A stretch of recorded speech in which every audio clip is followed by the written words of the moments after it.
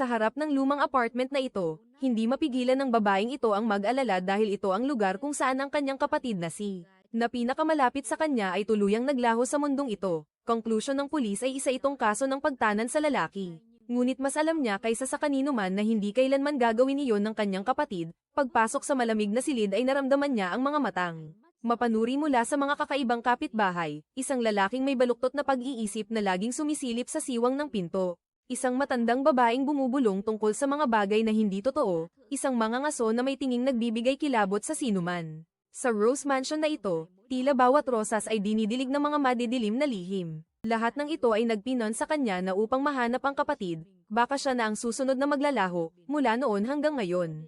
Sa Rose Mansion na ito ay laging pinagbubulungan ang tungkol sa isang silid na may kakaibang sumpa kung saan ang sinumang lumipat ay hindi mabubuhay ng payapa hanggang sa wakas, dahil kung hindi biglang maglalaho ng mahiwaga ay maaga o huli silang haharap kay kamatayan ng may takot, sa kabila ng mga sabi-sabi na lalong nagiging nakakatakot, isang magkasintahan. Mag-asawang bata ay nagpasyang huwag makinig sa lahat, sa unang gabi pa lang ng paglipat ng ang mansyon ay lubog sa katahimikan. Na nakakasakal, ang katok sa pinto sa hating gabi sa kakaibang paraan ay nagbigay kilabot sa asawang babae. Ngunit nang bahagyang bumukas ang pinto, isang di kilalang lalaki na may hungkag na tingin ang tuloy-tuloy na pumasok ng walang kaimik-imik.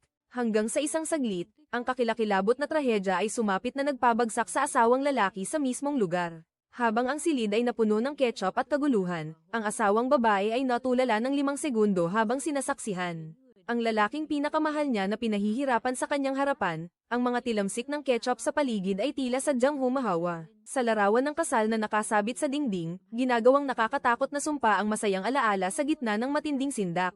Patuloy siyang sumisigaw para humingi ng saklolo, subalit sa katahimikan ng malalim na gabi, walang pinto sa paligid ang bumukas. Walang sino mang tumugon sa desperadong tawag na iyon kaya napilitan siyang umurong sa sulok ng silid, nanginginig na naghihintay sa susunod na masamang mangyayari. Ilang buwan matapos ang lahat ng sabi-sabi ay unti-unting nalimutan, ang silid ay muling ibinebenta sa isang napakababang presyo. Isang pamilya ang may dalang kagalakan dahil akala nila ay nakakuha sila ng malaking bargain at kampanteng pumasok sa lugar na iyon. Hindi nila alam na ang sumpa sa silid na iyon ay hindi kailanman naglaho. Ito ay tahimik lamang na naghihintay sa susunod na mga biktima matapos mabili ang bahay sa isang kakaiba at mababang presyo. Ang buong pamilya ay isa-isang umalis dahil sa trabaho at iniwan si Jean na mag-isang naninirahan sa silid bilang 800 at siyam. Ang silid na dati ay nababalot ng hindi mabilang na nakakatakot na sabi-sabi na ayaw banggitin ng sinuman. Si Jean ay isang pinuno ng kagawaran sa isang malaking institusyon ng pananaliksik sa lungsod. Ang pagiging abala sa trabaho ay nagpako sa kanya. Ang kanyang buhay sa laboratorio habang ang kanyang ama at kapatid na babae ay matagal nang lumipat sa Busan upang manirahan bagaman. Ang ama sa kasalukuyan ay direktor ng isang malaki at makapangyarihang ospital, ngunit sa kasamaang palad. Ang 2 anak na babae ay ayaw sumunod sa kanyang yapak, bawat isa ay pumili ng sariling landas na magkaiba, kung si Jean ay tahimik na pumasok sa tuyot at saradong mundo ng pananaliksik, ang kanyang nakababatang kapatid na si Gina naman ang nagre-rebelde. Pinakamaingay sa pag-aayos ng pamilya, kahit binaliwala niya ang lahat ng payo para maging receptionist sa isang hotel. Pinili niya ang malayang buhay, na binubuhay ang sarili gamit ang sariling kakayahan, sa isang araw ng kaarawan ng kanyang ate. Nagpa siya si Gina na iregalo kay Jean ang isang set ng damit panloob, isang biro ng paglalamang na ang mga magkakapatid lang ang nakakagawa sa isa't isa. Laging sinasabi na ang magkapatid ay malapit gaya ng bunga, si Jean at Gina.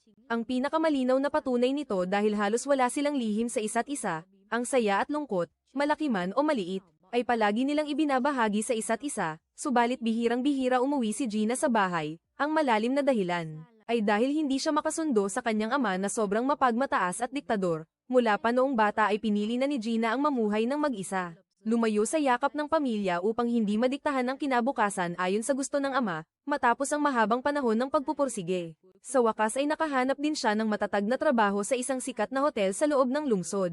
Dahil sa kanyang matamis na dila at likas na galing sa pakikipag-usap, madaling napapasaya ni Gina kahit ang mga pinakamapiling panauhin. Subalit ang bagay na iyon ay nagdulot ng inggit sa tagapamahala ng hotel. Laging ipinapakita ng manager ang kanyang pagkamuhi sa kanya, dahil takot siya na balang araw ay malalagpasan siya ni Gina at kukunin ang posisyong kinalalagyan niya.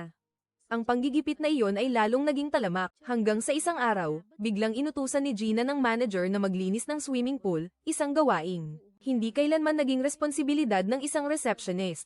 Habang nagtatrabaho, isang babaeng katrabaho na hindi naitago ang kuryosidad, ay nagtanong kay Gina kung bakit ang isang mayamang binibini na mula sa pamilyang nagmamay-ari ng malaking ospital gaya niya ay pumapayag sa ganitong trabaho. Ngumiti lamang ng matipid si Gina at sinabing kahit gaano pa kayaman ng pamilya ay nais niyang tumayo sa sarili niyang mga paa. Ayaw niyang mamuhay ng umaasa o may utang na loob sa kanino man. Matapos ang sandaling pag-uusap, biglang hinaan ng katrabaho ang kanyang boses. Ibinunyag niya kay Gina ang isang nakakagulantang na katotohanan na matagal na niyang tinitiis. Lumalabas na ang babaeng iyon ay maraming beses nang hinalay ng head of department, maging ang mga garapalang kilos na lumalampas sa hangganan. Matapos ang sobrang pait na naramdaman, nagpa siya siyang tumayo at kasuhan ito. Alam niyang si Gina ay naging saksi sa lahat ng mga kasuklam-suklam na gawaing iyon, kaya tinagbaka sakali siyang hilingin dito na tumayong saksi sa kaso. Bagaman sa loob niya ay lubos ang awa sa kasamahan, ngunit hindi agad makapagpasya si Gina dahil batid niyang sa isang hakbang na ito, ang buhay na tahimik na pinaghirapan niyang buuin ng matagal ay maaaring tuluyang gumuho. Sa sandaling ang kapaligiran ay mabigat, pa dahil sa mga magulong pag-iisip, biglang tumunog ang telepono ni Gina na pumutol sa kanyang malalim na pagmumuni-muni. Ang tumatawag ay walang iba kundi ang kasintahan na kanyang kinakasama. Sa kabilang linya, ang pamilyar na tinig ay masiglang narinig. Inaya niya si Gina na lumabas para kumain at mamasyal, nangangakong magsasama sa buong magdamag upang mag-relax. Sa isang tingin pa lang sa kanyang mga mata at kilos, madali nang mapapansin na hindi siya ang tipo ng lalaking matino. Dahil sa likod ng magalang na anyo ay may planong mahirap itago. Kasalukuyan siyang nagtatrabaho bilang parmasyutiko sa isang maliit na pribadong ospital. May matatag na trabaho ngunit walang gaanong pag-unlad, kaya naman lagi niyang balak na gamitin si Gina upang unti-unting makalapit sa malaking ospital ng pamilya nito. Mula nang magkakilala, lagi niyang inaasam na balang araw ay magbabago ang kanyang buhay dahil sa kanya. Ang relasyong ito, kahit sa isip niya ay laging may balak ang isang taong nais maging asawa ng mayaman. Ngunit si Gina ay kabaligtaran. Ayaw niyang ituring na tuntungan at lalong ayaw umasa sa pamilya para iangat ang sinuman. Noong gabing iyon, pumunta pa rin si Gina sa restaurant gaya ng usapan, kung saan nagpareserba ang lalaki ng marangyang mesa na tila nais gamitin ang pagiging maasikaso sa labas upang itago ang mga plano sa likod. Habang kumakain, hindi siya tumigil sa pagbanggit tungkol sa hinaharap. Pagkatapos ay nagpahiwatig tungkol sa kasal, tungkol sa pagsasama nilang dalawa na ayon sa kanya ay magiging napakasaya. Sa pakikinig pa lang doon, hindi na naitago ni Gina ang pagkairita, ang kanyang mukha ay biglang lumamig dahil alam niyang mabuti, na ang sarili ay hindi pa handang pumasok sa isang ugnayang may gapos na gaya niyan, lalo na sa isang tao, na nagpaparamdam sa kanya ng lalong pagkasuya. Nang mapansin ang pagbabago sa mukha ng kasintahan, mabilis siyang nag-iba ng paksa, pagkatapos ay isinama niya itong mamili sa dahilan na nais siyang tulungang maging komportable at masaya. Matapos makapili ng isang magandang kulay rosas na damit, ang pakiramdam ni Gina ay unti-unting kumalma, ang ngiti ay muling lumitaw sa kanyang mga labi. Sa sandaling iyon, bigla siyang naramdaman na masaya pa rin siya sa relasyong ito, kaya naman mabilis na nag-post si Gina ng isang litrato nilang dalawa sa social media bilang paraan ng pagpapatunay na ayos lang ang lahat. Ang litratong kakapost pa lang ay mabilis na nakatanggap ng maraming likes at mga pagbati mula sa mga kaibigan at kakilala na nagpadama kay Gina ng kaunting kapanatagan sa kanyang pinili. Subalit sa gitna ng mga papuring iyon, isang kakaibang komento ang biglang lumitaw mula sa isang hindi kilalang account, ilang maikling linya lamang ngunit puno ng pahiwatig. Matapos ang mahabang araw na nakakapagod sa trabaho, si Jean ay dahan-daang naglalakad pabalik sa bahay na nasa loob ng Rose Mansion. Papasok pa lang siya sa elevator nang akmang magsasara na ang pinto, ay may isang tuyot at nakakatakot na kamay ang biglang sumingit ng malakas sa loob. Lumalabas na isa lamang pala itong matandang babae na wala na sa tamang pag-iisip. Kahit alam na ang dahilan, hindi pa rin agad kumalma si Jean nang ang lalaking kasama ng matanda ay mabilis na yumuko para humingi ng paumanhin para sa kanyang ina. Tumalikod siya para umalis pero hindi agad lumakad kundi tumitig ng matagal sa display board ng elevator, na tila sinusubukang tandaan kung saan nakatira si Jean. Nang makita lamang ang numerong 8 na lumitaw ay sa kanya inakay ang matandang ina paalis doon. Noong gabing iyon, ang lalaking iyon ay tahimik na nagmamanman kay Jean mula sa malayo na may masamang balak, habang si Jean dahil sa trabaho ay kailangang maghanda para sa mahabang biyahe sa negosyo sa mga susunod na araw. Sa gitna ng kadiliman ay masigasig siyang nag-iimpake ng gamit, nang hindi nalalaman na may mga matang nakatingin sa bawat galaw niya. Matapos ang pag-aayos, ay tumawag si Jean sa kanyang kasintahan ng sandali bago lumisan sa pamilyar na silid. Habang naghihintay ng elevator sa gitna ng tahimik na pasilyo, bigla niyang napansin na sa likod niya ay may isang estrangherong lalaki na nakatayo ng walang kibo. Ang tingin nito ay nakatitig sa kanya nang hindi umaalis. Ang pakiramdam ng panganib ay agad na dumatiyang. Nagmamadaling tumawag si Jin para humingi ng saklolo ngunit huli na ang lahat. Kinaumagahan ng sumikat ang araw, biglang nakatanggap si Gina ng tawag mula sa kanyang ama dahil hindi makontak si Jin mula pa kagabi. Kaya inutusan niya si Gina na bumalik sa Rose Mansion para tignan ang sitwasyon, sa pag-iisip na ang panganay na anak ay mag-isa sa bahay. At naninirahan sa mansyong puno ng mga kakaibang sabi-sabi, hindi siya mapalagay.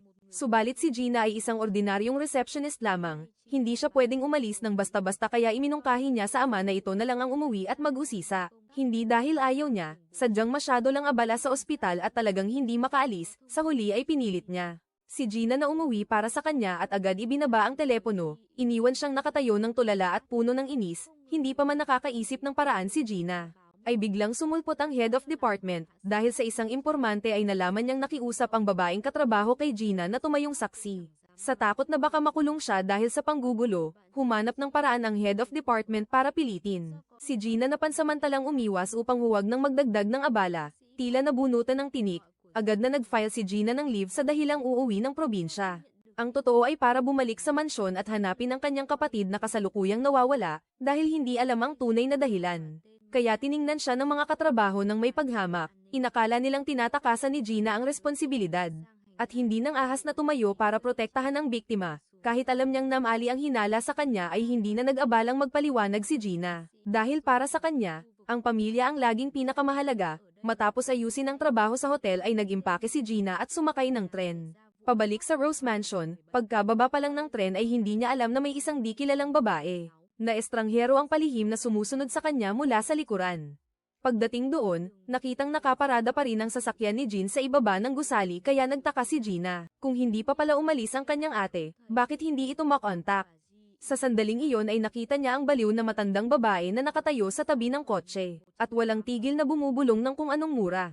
Paglapit ni Gina para magtanong, biglang napatayo ang matanda, at kumari pa ng takbo na tila may nakitang nakakatakot. Ang kakaibang kilos na iyon ay lubhang ikinairita ni Gina. Dahil na rin sa mga tao at pangyayaring, mahirap intindihin na gaya nito kaya noon pa man ay hindi niya kailanman gustong bumalik sa Rose Mansion. Matapos masaksihan ang kakaibang kilos ng matanda, dala ni Gina ang pakiramdam ng kaba habang dahan-daang humahakbang paakyat sa silid 809. Hindi niya alam na mula sa sandaling iyon, ang sarili niya ay naging target na ng lalaking palihim na nagmanman sa kanyang ate noon. Pagkabukas pa lang ng pinto at pagpasok, natigilan si Gina ng 5 segundo nang makita ang mga bakas ng ketchup na nakakalat at humahaba sa sahig.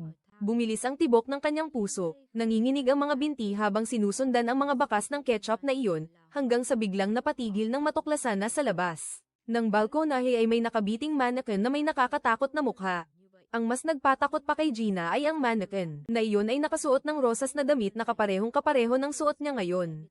Bago pa man siya kumalma, biglang narinig ni Gina ang pagbukas ng pinto ng sala. Agad siyang naging alerto at naghanda, ngunit nang makitang ang pumasok ay ang kanyang ama. Doon lang nakahinga ng maluwag si Gina. Dahil sa labis na pag-aalala kay Jin, pansamantala niyang iniwan ang trabaho sa ospital para magmadali rito. Pagkatapos ay hinayla ni Gina ang ama sa balkonahe, maging siya ay namutla nang makita ang mannequin na nakabitin sa harap ng kanyang mga mata. Agad niyang napansin na ang rosas na damit na iyon ay hindi kay Gina, dahil ang panganay niyang anak ay hindi kailanman nagkaroon ng ganoong damit. Binalak niyang alisin ito ngunit agad siyang pinigilan ni Gina dahil kung ito ay pinangyarihan ng krimen, ang anumang galaw ay maaaring makasira sa mahahalagang ebidensya.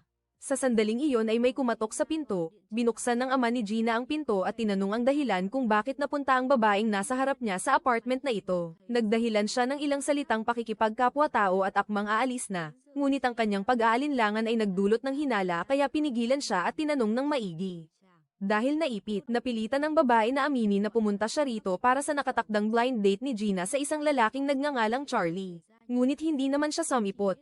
Nang marinig iyon, lalong nagduda ang ama ni Gina dahil sa katayuan at pag-uugali ni Jin. Ang pagpunta sa blind date ay isang bagay na lubhang kakaiba, hindi pa man nakakapagtanong ng higit ay nagdahilan na ang babae at mabilis na umalis. Binalak ng ama ni Gina na habulin siya ngunit agad siyang pinigilan nito, binigyang diin niya na ang pinakamahalaga sa sandaling ito ay Mag-ulat sa pulisya sa lalong madaling panahon dahil bawat minutong lumilipas ay maaaring magtulak kay Jean sa mas malaking panganib, nang marinig iyon mula sa anak. Ang mag-ama ay hindi na nag-atubili pa ng kahit isang segundo at agad na magkasamang umalis, pagpasok sa loob ng elevator. Biglang napansin ni Gina na ang mansyong ito ay may nakakabit na sistema ng security camera, sa pag-aakalang maaari itong maging mahalagang ebidensya.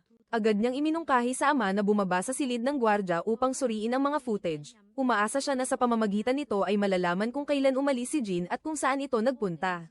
Subalit ang gwardya ay paulit-ulit na humanap ng paraan upang umiwas, gumagawa ng kung ano-anong dahilan para tumanggi, maging ang tahasang pagsasabi na kapag may kasama lamang na pulis at may search warrant ay saka lamang siya makikipagtulungan. Nang makitang lalong nagagalit ang ama ay agad siyang hinayla ni Gina palabas. Pinayuhan niya ito na sa ngayon ay mas mabuting pumunta muna sa istasyon ng pulis upang mag-ulat bago magpas siya sa susunod, matapos na umalis ang mag-ama sa mansyon. Agad na tumawag ang gwardya upang iulat sa isang misteryosong tao na nakaalis na sila, habang sa kabilang dako, ang di kilalang babae ay patuloy pa ring sumusunod.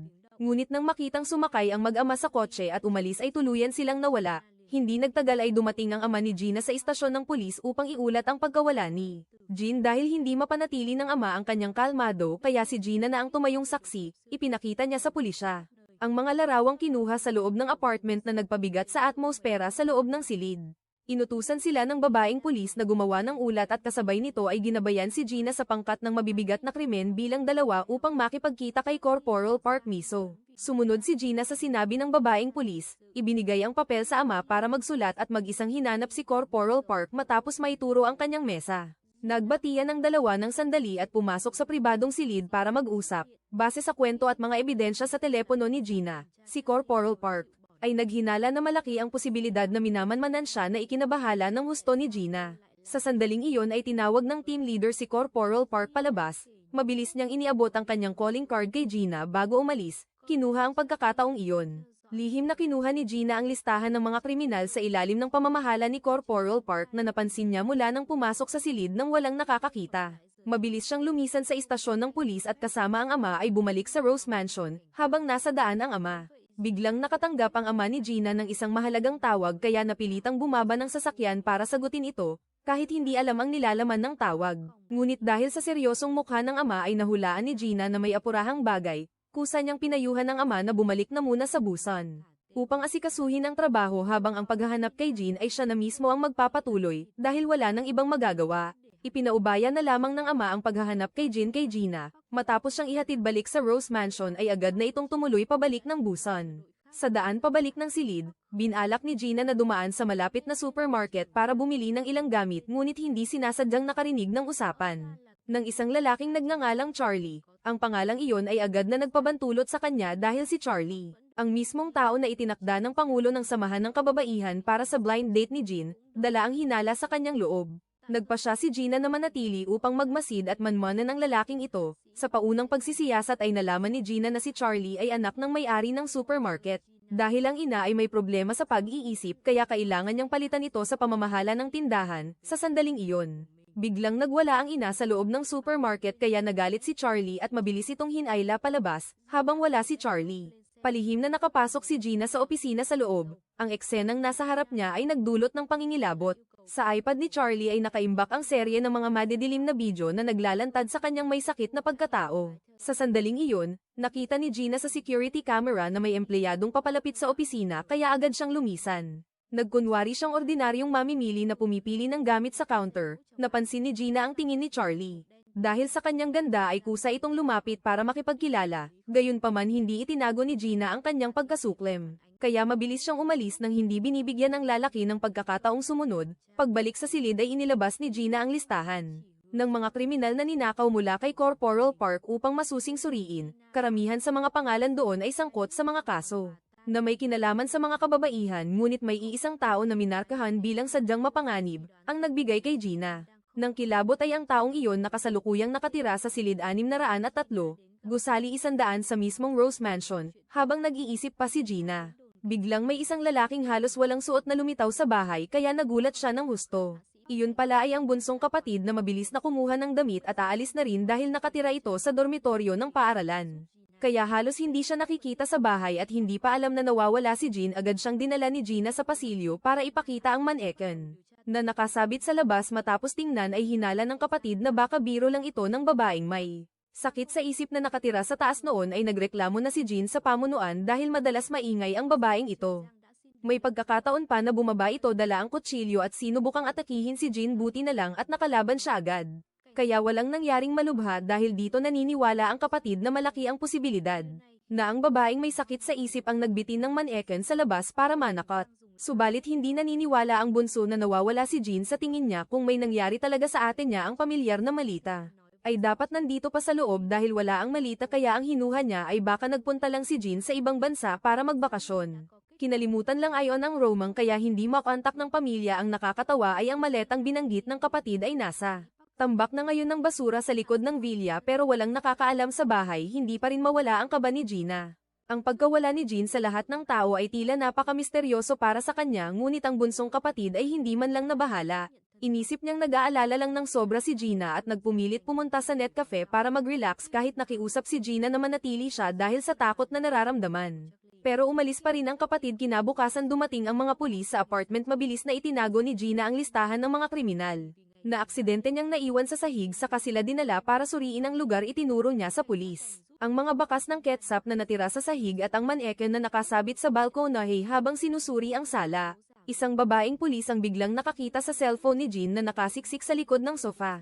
Iminungkahi ni Corporal Park na dalhin ang telepono para masuri dahil iPhone ang gamit ni Jean, kaya ang pagkuha ng mga datos ay maaaring tumagal ng mahabang panahon. Sa narinig ay hindi maitago ni Gina ang pagkainip at patuloy na minamadali ang pulis dahil si Jean ay nawawala na ng 4 na araw. Dahil sa ugaling iyon ay nagpakita ng inis ang babaeng pulis at malakas na sinabing napunta lang sila para tumulong sa pagsisiyasat sa lugar at walang direktang pananagutan sa paghahanap ng nawawala. Biglang naging tensyonado ang paligid. Kailangang mamagitan ni Corporal Park at mahinahong pinakalma si Gina na gagawin niya ang lahat ng makakaya para mahanap si Jean. Sa sandaling ito ay pansamantalang kumalma si Gina. Pagkaalis ng mga pulis ay naisip niya ang isang bagay na hindi siya pwedeng umasa lang sa kanila. Kung gusto niyang mahanap ang ate niya, kailangan niyang mag-imbestiga mag-isa. Ang unang pinuntahan ni Gina ay ang kwarto 603, kung saan nakatira ang masamang tao. Sa listahan ng mga kriminal sa pinto ng apartment ay puno ng mga nakasulat na dumi na may mensaheng nagpapaalis at sumusumpa sa kanya, ngunit sa loob ay walang tao at walang palatandaan na ang may-ari ay nasa bahay. Habang si Gina ay nalilito pa ay biglang lumitaw ang pangulo ng samahan ng mga kababaihan. Mabilis niyang hinayla si Gina sa gilid at mahinang nagbabala na ang nakatira sa kwarto 603 ay isang baliw na napakadelikado. Ayon sa kanya, hindi lang siya pumatay ng isang tao, kundi malupit din niyang pinaslang ang isang batang mag-asawa. Kaya naman ang mga residente sa Rose Villa, lahat ay gustong paalisin siya. Sa paningin ng pangulo ay nag-atubili muna bago bumulong na naalala niyang minsan ay si Jean ay nakatagpo ang lalaking iyon sa tambakan ng basura sa likod ng tirahan. Noong araw na iyon ay yumuko siya at naghalungkat sa mabahong basura para maghanap ng pagkain para sa mga pasang dala. Dahil hindi matiis ang dumi ay malakas na sinabihan siya ni Jean at mabilis na umalis. Pero ang tingin ng lalaki ay hindi ito nakatitig kay Jean na parang isang anino na nagpapakilabot sa sinumang makakaalala. Pagkatapos ay itinuro ng pangulo ang direksyon ng basurahan at sinabihan si Gina na huwag lalapit kung hindi kailangan. Ng itanong ni Gina ang tinitirhan ng lalaki ay sinagot niya na may sarili itong kwarto pero halos hindi natutulog doon. Sa halip ay araw-gabi itong nakatira at nagtatago sa loob ng isang kampong car na nakaparada sa tabi ng kalsada. Nang walang pag-aalinlangan ay agad na hinanap ni Gina ang sasakyang iyon na nakakandado ang pinto. Dahil walang tao sa paligid ay tumawag siya ng locksmith. Mabilis ang tibok ng kanyang puso nang bumukas ang pintong metal. Sa loob ng sasakyan ay madilim at amoy amag na may kasamang kung anong nakakasulasok na nakakasuka. Napatigil si Gina ng 5 segundo nang makita niya sa ibabaw ng lumang manika ang isang maputlang bra na iyon mismo ang regalo sa kaarawan na siya mismo ang nagbalot para sa kanyang ate. Nanginginig ang 2 kamay ni Gina na mabilis na kinuha ang larawan dahil sa takot na baka mawala ang lahat sa 1 segundo lang. Biglang may narinig na mga yabag sa labas at dahil alam niyang bumalik na ang lalaki ay agad na sumiksik si Gina sa ilalim ng mesa. Sa loob ng kadiliman pumasok siya at napansing nakabukas ang pinto ng sasakyan, kaya lumingon siya para isara ito at tumayo ng matagal na parang pinakikinggan ang hininga ng kung sino. Sa gitna ng takot ay nadulas ang telepono sa kamay ni Gina at sinubukan niyang abutin. At agad na naramdaman ang matinding sakit ng itapak ng lalaki ang mabigat nitong paa sa kanya. Napakagatlabi si Gina sa tindi ng sakit at nanlabo ang kanyang paningin, pero hindi siya nang ahas na maglabas ng ingay. Maya-maya ay tumalikod ang lalaki at mabilis na kinuha ni Gina ang telepono. Saktong may tumawag sa labas para magpatulong sa pag-aayos ng sasakyan. Sumagot ang lalaki at umalis na, nag-iwan ng nakatatakot na katahimikan. Hindi pinalampas ang pagkakataon ay gumapang si Gina palabas ng sasakyan at tahimik na tumakas sa likurang pinto. Tumakbo si Gina sa pinakamalapit na booth ng telepono. Mahigpit ang hawak niya sa handset hanggang sa mamuti ang mga daliri nang kumonekta ang linya at narinig ang boses ni Corporal Park sa kabilang panig. Huminga siya ng malalim at mahinahong ibinalita na natukoy na niya ang sospek base sa mga bagay na kanya kakasaksilang. Malaki ang posibilidad na ang dumukot kay Jean ay ang lalaking nakatira sa camping car na iyon. Saktong tumawag si Gina. Si Corporal Park naman ay kasalukuyang nasa isang operasyon laban sa grupo ng mga kriminal na nambibiktima ng mga babae. Nang makitang may kontrolado silang isang babae ay napilitan siyang putulin ang tawag para mag-focus sa kilos sa isang kisap mata. Si Corporal Park at ang babaeng pulis ay sumugod para harapin ang 4 na kriminal na nagpapanik at nanlalaban sa gitna ng kaguluhan. Mabilis na nakakuha ng lamang ang babaeng pulis. Sa kabilang panig naman ay napansin ni Gina na naputol ang tawag kaya hindi na siya muling tumawag. Sa halip ay nag-iwan siya ng mensahe na makikipagkita kay Corporal Park sa isang kafe sa malapit at sinabing mauuna na siya roon sa daan ay hindi sinasadyang nabangga ni Gina. Ang isang estudyante na tila nagpapanik dahil nawawala ang kanyang telepono sa nakita ay tinulungan siya ni Gina na maghanap. At nakita ang telepono sa damuhan sa malapit subalit hindi alam ni Gina na ang teleponong iyon ay sadyang itinapon ng estudyante para lang magkaroon ng dahilan na lumapit at makuha ang kanyang numero sa cafe. Nang makita si Corporal Park ay agad na ipinakita ni Gina ang larawang kinuha sa loob ng camping car at mariin niyang iginiit. Ang bra sa larawan ay isang regalo sa kaarawan na espesyal na ipinagawa. Sa mundong ito ay ang ate niya lang ang tanging mayroon nito. Dahil nakita ang tindi ng sitwasyon, nagpa siya si Corporal Park na direktang lapitan ang sospek at isinama si Gina para magpatunay. Subalit nang bumalik silang dalawa sa lugar kung saan nakaparada ang camping car, nawala na ito ng walang bakas. Sinundan nila ang marka ng gulong sa lupa. Nahanap ni Corporal Park ang sasakyan na nakatigil sa harap ng Rose Villa. Nang lumapit siya at magpakilala bilang isang pulis, ay agad na tumakas ang lalaki sa takot. Ang paghahabulan ay agad na nagsimula. Sumugod si Gina sa unahan at humabol na parang isang atleta sa hurdle, na pumilit sa lalaki na gumapang sa ilalim ng isang truck para makatakas. Matapos ang ilang gulo at siksikan, nagawa pa rin niyang makawala sa pagkubkob. Patuloy na humabol si Gina nang hindi sumusuko habang si Corporal Park ay biglang naharangan ng isang sasakyan kaya nawala sa paningin ang sospek sa isang saglit. Sa kabilang panig naman ay buwis-buhay na sumugod si Gina at nakontrol ang lalaki pero bago pa niya natawag si Corporal Park ay nagawa siyang gantihan nito. Sa isang kisap mata ay naitulak si Gina pababa sa lupa kaya nabulunan ang kanyang hininga dahil sa tindi ng pagkakabagsak. Hindi agad tumakas ang lalaki, kundi lumiko sa isang abandonadong bahay sa malapit habang si Gina kahit nanginginig ay tiniis ang sakit para sumunod sa bawat hakbang nang pumasok siya sa madilim na pintuan. Bigla siyang nilusob ng lalaki mula sa sulok. Binuhat si Gina ng mataas at idiniin sa malamig na pader sa gitna ng panganib. Dumating si Corporal Park sa tamang oras para pigilan ang lalaki at iligtas si Gina sa bingit ng kamatayan. Mabilis na pinusisan ang lalaki at dinala dahil sa pananakit sa kapwa. Pagkatapos ay dinala ang sospek sa silid ng interogasyon. Habang pinagmamasdan ang kanyang kilos mas naging sigurado si Corporal Park na hindi ito ang unang beses na gumawa siya ng krimen. Sa record ay makikita ang nakaraan. Napinaslang niya ang isang batang mag-asawa dahil lang sa maling akala na may gusto sa kanya ang asawang babae. Nang makita niyang masaya ang babae kasama ang asawa sumiklab ang kanyang selos kaya pinatay niya silang dalawa na nagresulta sa 7 taong pagkakabilanggo. Balik sa kasalukuyan pumasok ang babaeng pulis sa silid ng interogasyon at inilagay sa harap niya ang larawan ni Jean habang patuloy na nagbibigay ng matinding presyon. Para pilitin siyang aminin ang katotohanan dahil sa pagkakaipit ay biglang bumalik ang mga masakit na alaala ng nakaraan at nagsimulang mawalan ng kontrol ang lalaki. Nang inig ng malakas ang kanyang katawan at biglang bumagsak sa sahig na bumubula ang bibig sa gitna ng gulat ng lahat ng nakatayo sa labas na si Corporal. Hindi na itago ni Corporal Park ang kanyang kaba sa kakaibang reaksyong iyon. Nang gabi ay bumalik si Gina sa apartment at nalaman niyang dumating na rin ang kanyang ama.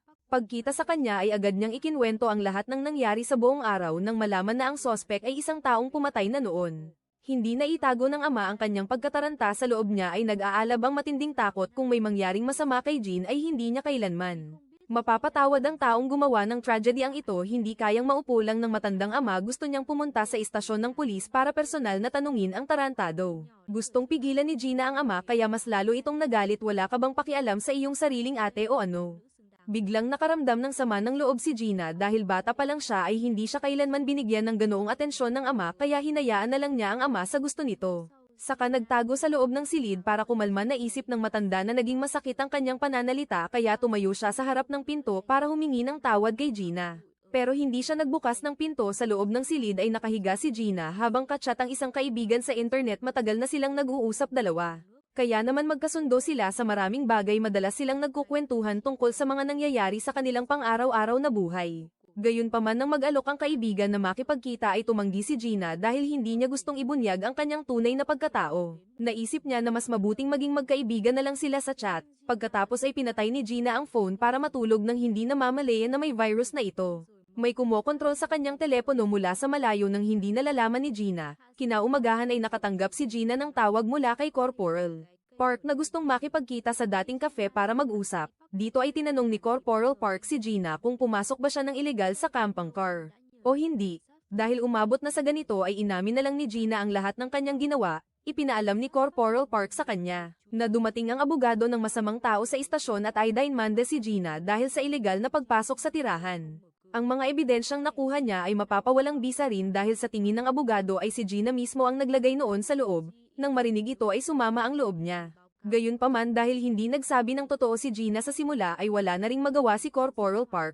Maaari pa siyang makulong ng 3 taon dahil sa padalos-dalos niyang pagkilos. Ngayon kung ayaw ni Gina na mademanda ay kailangan niyang iurong ang demanda tungkol sa pananakit ng masamang tao. Ang masama pa ay kung gagawin niya iyon ay mangangahulugang magiging malaya na ang lalaki. Higit pa rito ay si Corporal Park ay hindi na pwedeng mag-imbestiga sa pagkawala ni Jean, kahit alam nilang may kinalaman ng lalaki ay sobrang nabigo si Gina.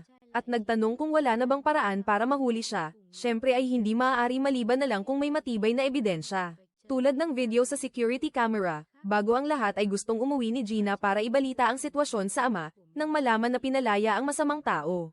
Ay biglang nakaisip ng plano ang matanda sa kanyang isip, hinintay niyang umalis ang anak kasama si Corporal Park bago sinimulang sundan ang tarantadong iyon. Nakita niya itong tumatawa na parang unggoy sa loob ng camping car kaya sobrang nagalit ang matanda. Maya-maya ay pumunta ang masamang tao sa isang eskinita.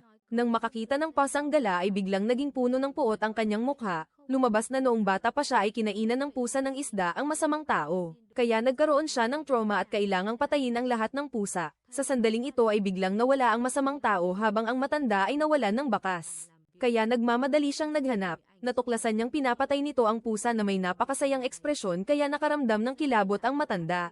Pagkatapos ay kampanteng umalis ang masamang tao habang patuloy siyang sinusundan ng matanda. Sa oras na ito ay dinala ni Corporal Park si Gina para makatagpo ang matabang lalaki na may 5 record ng krimen na ngayon ay nagtatrabaho sa ilalim niya. Siya ay isang profesional na hacker na kayang makita ang lahat ng security camera.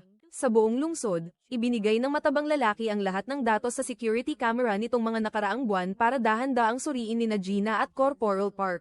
Sa video ng elevator, nakita ni Gina na umuwi ang ate niya ng 07:20 ng gabi, hanggang sa mahigit 1:00 ng madaling araw ay sumakay din ang masamang tao sa elevator paakyat ng ika-8 palapag.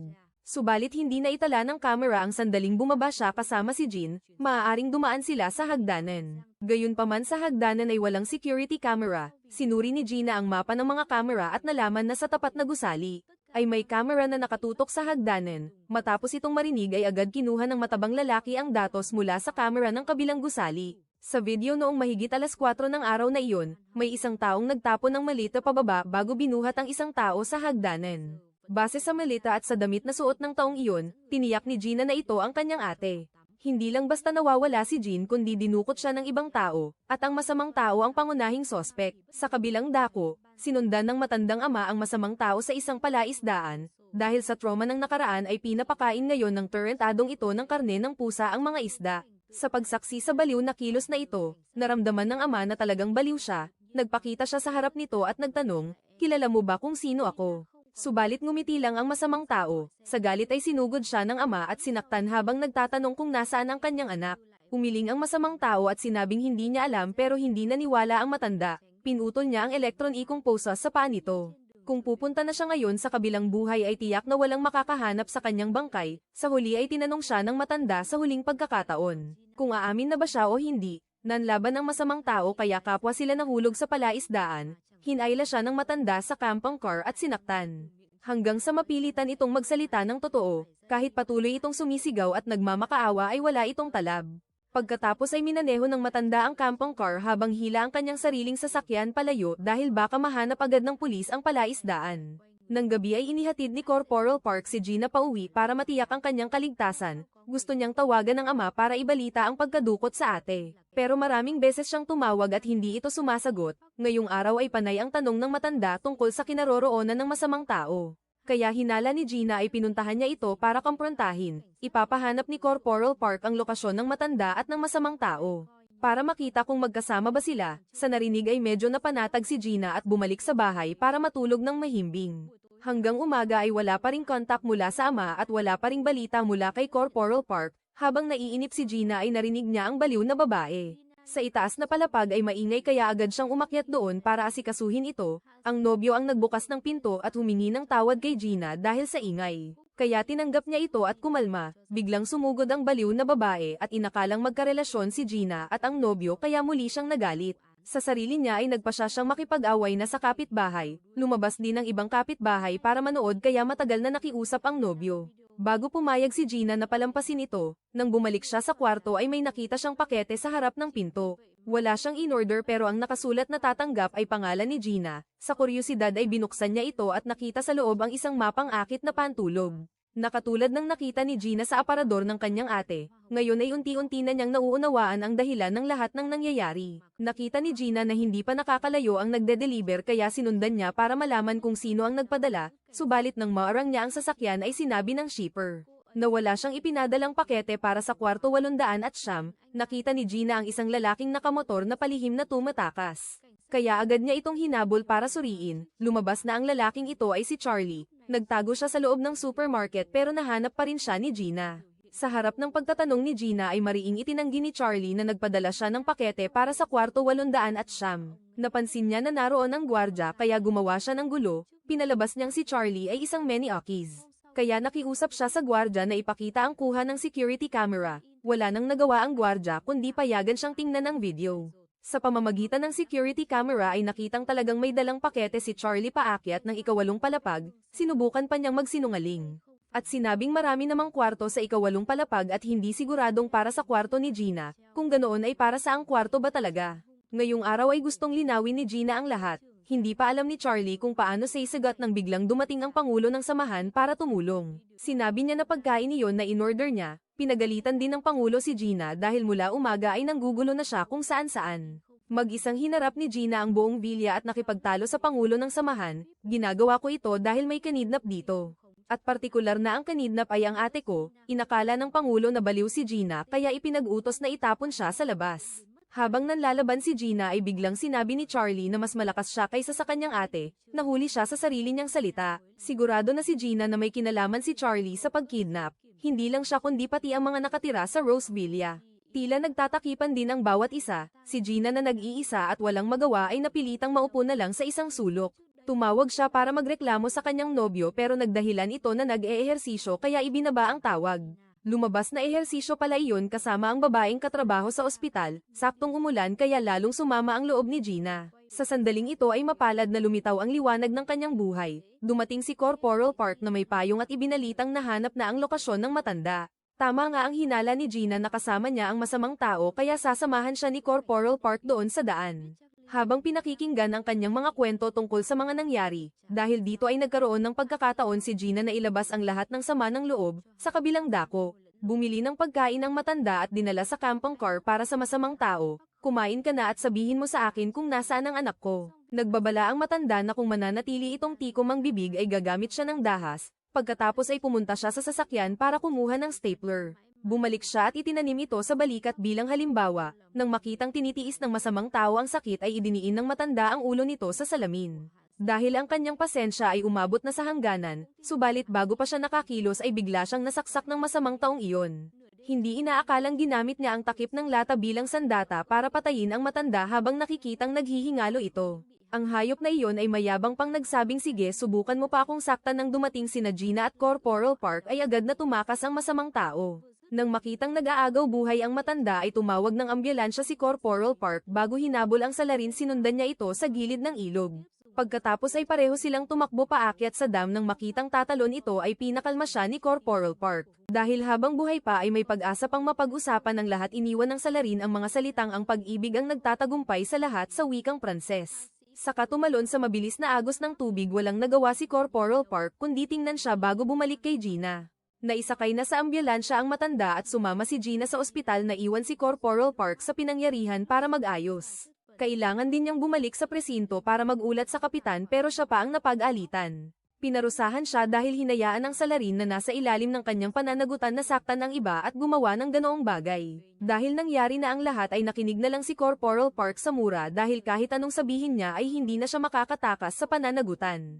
Responsibilidad ng gabing iyon ay pumunta si Corporal Park sa ospital para kumustahin si Gina at nalamang ligtas na sa panganib ang matanda ngunit hindi pa ito nagigising. Ang bunsong kapatid ay nagmamadaling pumunta para hanapin ang ama at doon palang ipinaalam ni Gina sa kanya ang balitang kanidnap si Jin dahil hindi agad nagsabi si Gina upang makapag-aral ng maayos ang bunsong kapatid. Saktong lumapit ang nurse para sabihing pwedeng pumasok ang pamilya para bumisita si Gina. Ay pinona ang bunsong kapatid at pinaghintay muna si Corporal Park sa labas, gayunpaman isa lang ang pwedeng pumasok para bumisita sa ama. Kaya sumama ang bunsong kapatid sa nurse para mauna habang si Gina ay nakatayo sa labas at bumubulong na dapat mabuhay ang ama kahit hindi pa siya nito natrato ng mabuti kahit isang araw. Kinabukasan ay bumalik si Gina sa Roseville. Siya ay naligo at pumunta sa balkonahe para magpahinga habang iniisip ang mga nangyari nang hindi sinasadya. Napansin ni Gina ang one-way na kalsada sa tapat ng Roseville na tila may napagtanto si Gina ay agad na hinanap ang matabang lalaki para magkumpirma. Kung dinala si Jin ng kidnapper gamit ang sasakyan, tiyak na dadaan ito sa one-way na kalsada, subalit ang security camera sa dulo ng kalsada ay walang naitalang sasakyang lumabas. Noong alas 4 ng madaling araw, hinala ni Gina na hindi man lang umalis ang ate sa villa, kundi itinago ng kidnapper sa kung saang lugar. Napakataon at nakakagulat dahil ang matabang lalaki ay may katulad ding hinala sa kabilang panig. Iniimbestigahan ni Corporal Park ang kaso ng pagkidnap kay Jin kaya pumunta siya sa Research Institute para magtanong, ngunit sinabi ng katrabaho ni Jin na niligpit na niya ang lahat ng gamit para sa paglilipat ng trabaho. Walang nahanap na ebidensya si Corporal Park kaya isinama ang babaeng pulis para makipagkita sa taong madalas kumontak kay Jin. Ang taong ito ay ang kanyang kataypan noong araw na nangyari ang pagkidnap. Nasa Canada siya para sa trabaho kasama ang ministro. Kinumpirma rin ng babaeng pulis na may balita sa pahayagan tungkol sa biyaheng ito. Nang bumalik sa bansa ay hindi na makontak ng kataypan si Jin kaya nagulat siya sa pulisya nang hindi inaasahan. Nagulat din ang pamilya niya tungkol sa pagkawala. Nag-aalalang nagtanong ang kataypan kay Corporal Park kung may nangyari ba kay Jin. Subalit sa ngayon ay hindi rin makapagsabi ng tiyak si Corporal Park. Biglang nakatanggap ng tawag ang kataypan ni Jin. Dahil sa mahalagang bagay ay humingi siya ng paumanhin na mauuna na nakatanggap din ng tawag si Corporal Park mula kay Gina na nagsabing may bagong ebidensya. Matapos makuha ang balita ay agad silang bumalik ng babaeng pulis sa Roseville dito. Sinusuring muli ni Gina at ng matabang lalaki ang mga security camera. Ang camera sa tapat na gusali ay nakatutok sa pasilyo. Ang hagdanan ay natatakpan ng mga puno. Nang bumaba sa unang palapag ay nakipagkita sina Gina at ang matabang lalaki kay Corporal Park at sabay na nagtungo sa madilim na bahagi. Sinuri ang camera at nalamang ito ay isang parking lot. Habang naglalakad ay sinuri ng matabang lalaki na ang gusali kung saan nangyari ang pagkidnap ay ang Building 117. Ang katapat na gusali na may camera na nakatingin sa hagdanan ay ang 116 at sa pagitan ng dalawang gusaling ito ay ang parking lot kung dadaan sa one-way na kalsada para lumabas sa villa. Ay makukunan ito ng camera sa dulo ng one-way na kalsada, subalit hindi nakita ng camera ang kidnapper at si Jin. Na lumabas. Nakahanap ang matabang lalaki ng isang maliit na daan patungo sa Building 118 at 119 ito marahil ang daang ginamit ng kidnapper para tumakas. Kung alam niyang gamitin ang blind spot ng security camera para ilayo si Jin nang hindi nahuhuli ay tiyak na siya ay isang taong bihasa sa bawat sulok ng Roseville. Nagbigay ng hinala ang matabang lalaki na maaaring nakakulong si Jin sa loob ng Building 118 o 119. Hindi rin sigurado si Corporal Park kung gayon ay pwedeng humingi ng search warrant pero dahil hinala pa lang, kaya hindi magawa ng pulisya ang hinihiling ni Gina. Dahil hindi natupad ang gusto ay nagtampo siya at bumalik sa kwarto para magligpit ng hindi sinasadya. Nahanap ni Gina ang resibo ng package na naglalaman ng mapanuksong pantulog noong isang araw na may nakalagay na address ng kumpanya ng delivery. Kaya nagpa siya si Gina na pumunta doon para magtanong, subalit hindi ito ang kumpanya ng delivery na ginamit, kundi isang sample na invoice lang na ibinibigay nila sa mga partner. Kung invoice ng kumpanya ay mayroon itong barcode at hindi ganoon ka-simple. Gustong hingin ni Gina ang listahan ng mga partner na binigyan ng sample na invoice na ito mula sa kumpanya ng delivery at hindi akalaing ang supermarket sa Roseville ay isa rin sa mga partner na iyon. Dahil dito mas lalong naging sigurado si Gina na si Charlie ang bastos na nagpadala ng mapanuksong pantulog sa kanya. Nang gabi nang bumalik si Gina sa kwarto ay nakita niya ang matabang lalaki na nagkakaabala sa harap ng pinto dahil pala hindi mapakali si Corporal Park. Kaya ipinakiusap sa kanya na maglagay ng camera sa harap ng room 809 ngayon kung may sino mang magtatangkang manggulo kay Gina ay makukunan ito ng video. Ikinonekta ng matabang lalaki ang camera sa laptop ni Gina para mabantayan niya ito nang matapos ay nagpaalam na siyang babalik. Pero may gustong ipasuyong isa pang bagay si Gina sa matabang lalaki, gusto niyang ipaimbestiga nito sa kanya ang taong nagngangalang Charlie na nagtatrabaho sa supermarket sa Roseville. Hinayaan ng matabang lalaki na magtakda ng presyo kaya agad siyang pumayag sa alok ni Gina pagpasok sa kwarto. Tinawagan ni Gina ang kanyang kataypan para mag-usap ngunit tila inaantok pa ito kaya balak na sanang ibaba ni Gina ang telepono. Nang marinig ang tinig ng ibang babae sa tabi ng kataypan ay doon lang nalaman ni Gina na niloloko na pala siya nito ng matagal. Sa sakit ay uminom siya ng alak at tinawagan si Corporal Park para maglabas ng loob na iyak si Gina sa lahat ng mga nangyari. Subalit tanging pag-alo at pag-udyok lang ang nagawa ni Corporal Park. Naniniwala akong matapang kang tao kaya magiging maayos din ang lahat. Kinaumagahan ng magising si Gina ay nalaala niyang nakiusap si Corporal Park na hanapin ang laptop ng kanyang ate. Naisip ni Gina ang kahon na ginawa mismo ng ama para sa kanilang magkapatid upang pagtaguan ng gamit. Tama nga ang hinala dahil talaga namang iniwan ni Jean ang laptop dito. Biglang nakatanggap si Gina ng tawag mula sa matabang lalaki na nagbabalitang nakuha na nito ang impormasyong kailangan niya ng marinig. Ang impormasyon ay agad na nagtungo si Gina sa kinalalagyan ng matabang lalaki matapos mahak ang datos sa telepono ni Charlie. Natuklasan ng matabang lalaki na isa siyang bastos na tao. Marami siyang itinatagong malaswang larawan ng mga kababaihan. Lalo na ang 10 larawan ni Gina na kinuha mula sa social media. Tila matagal na niyang pinupuntirya ang magkapatid pero walang nakakaalam. Hindi sinasadyang napansin ni Gina ang isang kakaibang detalye sa selfie ni Charlie kaya nakiusap sa matabang lalaki na i-zoom ito para lumino. Tila may napagtanto, agad na bumalik si Gina sa supermarket sa ilalim ng Roseville at naghintay hanggang sa isara ni Charlie ang pinto at umalis. Saka palang pumasok si Gina sa loob. Doon ay nakakita siya ng hunting rifle at nalamang marami palang pinapatay na hayop ng ilegal si Charlie. Naroon din ang mga nakakatakot na main queen na katulad ng nakasabit sa balkonahe. Hindi pa man nahihimasmayan si Gina, ay bigla siyang nakarinig ng ingay sa labas. Sa kamalasan niya ay bumalik si Charlie sa supermarket kaya agad na nagpadala ng mensahe si Gina para humingi ng saklolo. Nang matanggap ni Corporal Park ang signal na SOS mula sa kanya ay agad siyang nagtungo sa lugar. Sa kabilang dako, nalaman ni Charlie na may pumasok sa supermarket kaya nagsimula siyang maghanap sa paligid. Pagkatapos ay kinuha niya ang hunting rifle at lumapit sa mga main queen. Habang abala si Charlie sa paghahanap ay palihim na tumakas si Gina sa labas. Mabilis siyang napansin at hinabol ni Charlie na tila natutuwa dahil nagsasagawa siya ng isang tunay na hunting. Gayunpaman mabilis tumakbo si Gina kaya nawalan ng bakas si Charlie at lubos na nagalit. Habang nagtatago si Gina sa bubong ng supermarket sa takot ay buti na lang at dumating si Corporal Park. Nang magpakilala siyang patrol police, ay sakalang umalis si Charlie. Pagkatapos ay dinala ni Corporal Park si Gina sa isang tabi at pinagalitan kung bakit niya ginawa ang ganoong kadelikadong bagay. Ikinwento ni Gina ang mga bagong natuklasan sa lugar ng matabang lalaki. Marahil ay matagal na ring minamanmanan ni Charlie ang kanyang ate, kaya naman gustong imbestigahan siya ni Gina para makahanap pa ng mga kapakipakinabang na ebidensya. Nang malaman na muling nag-hacker ang matabang lalaki nang wala niyang pahintulot, agad na pumunta ang corporal sa bahay nito at pinuasasan para paalalahanan. Nang makita ito, kinumbinsi ni Gina ang corporal na patawarin ang matabang lalaki dahil lahat ay gawa ng kanyang pakiusap. Kung hindi aalisin ni Corporal Park ang pusa, pupunta si Gina sa istasyon para sumuko tungkol sa kanyang ilegal na gawain. Nang marinig ito, napilitang lamambat ang puso ni Corporal Park at pinakawalan ang matabang lalaki. Nang gabing iyon, gustong i-treat ni Gina ng samgyasol ang matabang lalaki bilang hingi ng paumanhin dahil nadamay ito sa gulo. Sa inuman, ipinaalam ni Corporal Park kay Gina na ang kaso ng pagkidnap sa kanyang ate ay inilipat na sa ibang pangkat. Ngayon ay hindi na pwedeng mag-imbestiga si Corporal Park. Nang marinig ang pangalan ni Kapitan Jiang ng bagong pangkat, hindi ito nagustuhan ng matabang lalaki. Siya ay isang taong bihasa sa paggawa ng peking ebidensya, hangga't may pera ay nagiging mali ang tama.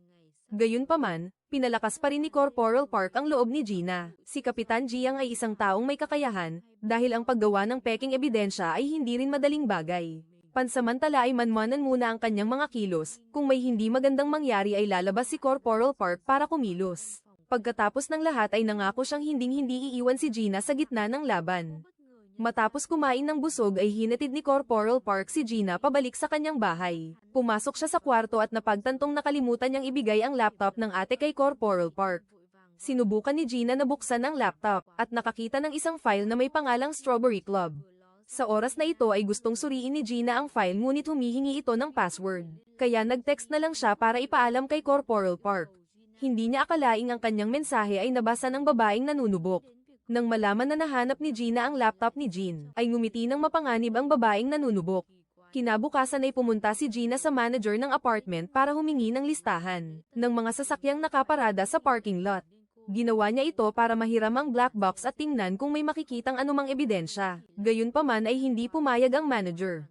Saktong may isang ginang na pumasok para magreklamo tungkol sa tubig sa gripo na mabaho ang amoy, at gusto niyang payagan ng manager na suriin ang tangke ng tubig.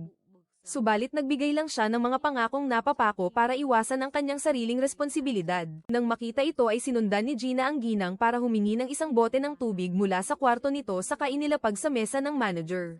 Kasama ang tungkol sa pagkawala ng kanyang ate, ay nagbigay ng hinala si Gina na ang katawan ni Jean ay wala na sa maayos na kalagayan sa loob ng tangke. Subalit iminungkahi ng manager kay Gina na pumunta na lang sa pulisya. Kumuha muna ng search warrant bago tayo mag-usap muli. Pumunta si Gina sa istasyon para makiusap kay Corporal Park, ngunit hindi sinasadyang narinig ni Kapitan Jiang ang usapan. Wala nang ibang magagawa kaya dinala ni Corporal Park si Gina sa kafe para mag-usap. Dahil wala siyang kapangyarihan ngayon na imbestigahan ng kaso, kaya hindi siya makakuha ng warrant para tulungan si Gina. Gayunpaman ay nagtitiwala pa rin ang dalaga kay Corporal Park at ibinigay pa sa kanya ang laptop ng ate. Upang hindi mabaygo ang tiwala ni Gina, sinimulan ni Corporal Park ang pag-iimbestiga sa pinaghihinalaang si Charlie. Subalit noong araw na nangyari ang krimen, si Charlie ay may matibay na alibay. Habang hindi alam kung paano magpapatuloy, biglang napansin ni Corporal Park ang mga sasakyan ng pulis na patungo sa Rosevilla. Lumabas na nakakuha na pala si Kapitan Jiang ng search warrant para sa misteryosong gusaling ito. Bukod sa kanyang masamang ugali, ay talagang may kakayahan nga siya. Mabilis na pinalibutan ng mga pulis ang villa at nagkanya-kanya sa paghahanap sa bawat sulok. Naging sanhi ito ng labis na pagkabahala at takot ng mga residente tungkol sa gusali kung saan sila nakatira. Ginamit ni Kapitan Jiang ang search warrant para utusan ang manager na buksan ang rooftop upang masuri ang tangke ng tubig. Kung sa pagkakataong ito ay wala silang mapapala, ay hindi makakapagpaliwanag si Kapitan Jiang sa hepe. Kaya naman ginagawa niya ang lahat ng kanyang makakaya para makahanap ng ebidensya. Mabilis na nagkaroon ng resulta ang paghahanap sa nawawalang dalaga. Sa loob ng tangke ng tubig ay mayroon talagang bangkay sa ilalim. Nang mabalitaan ito ay nakiusap si Gina kay Corporal Park na iakyat siya para kumumpirma.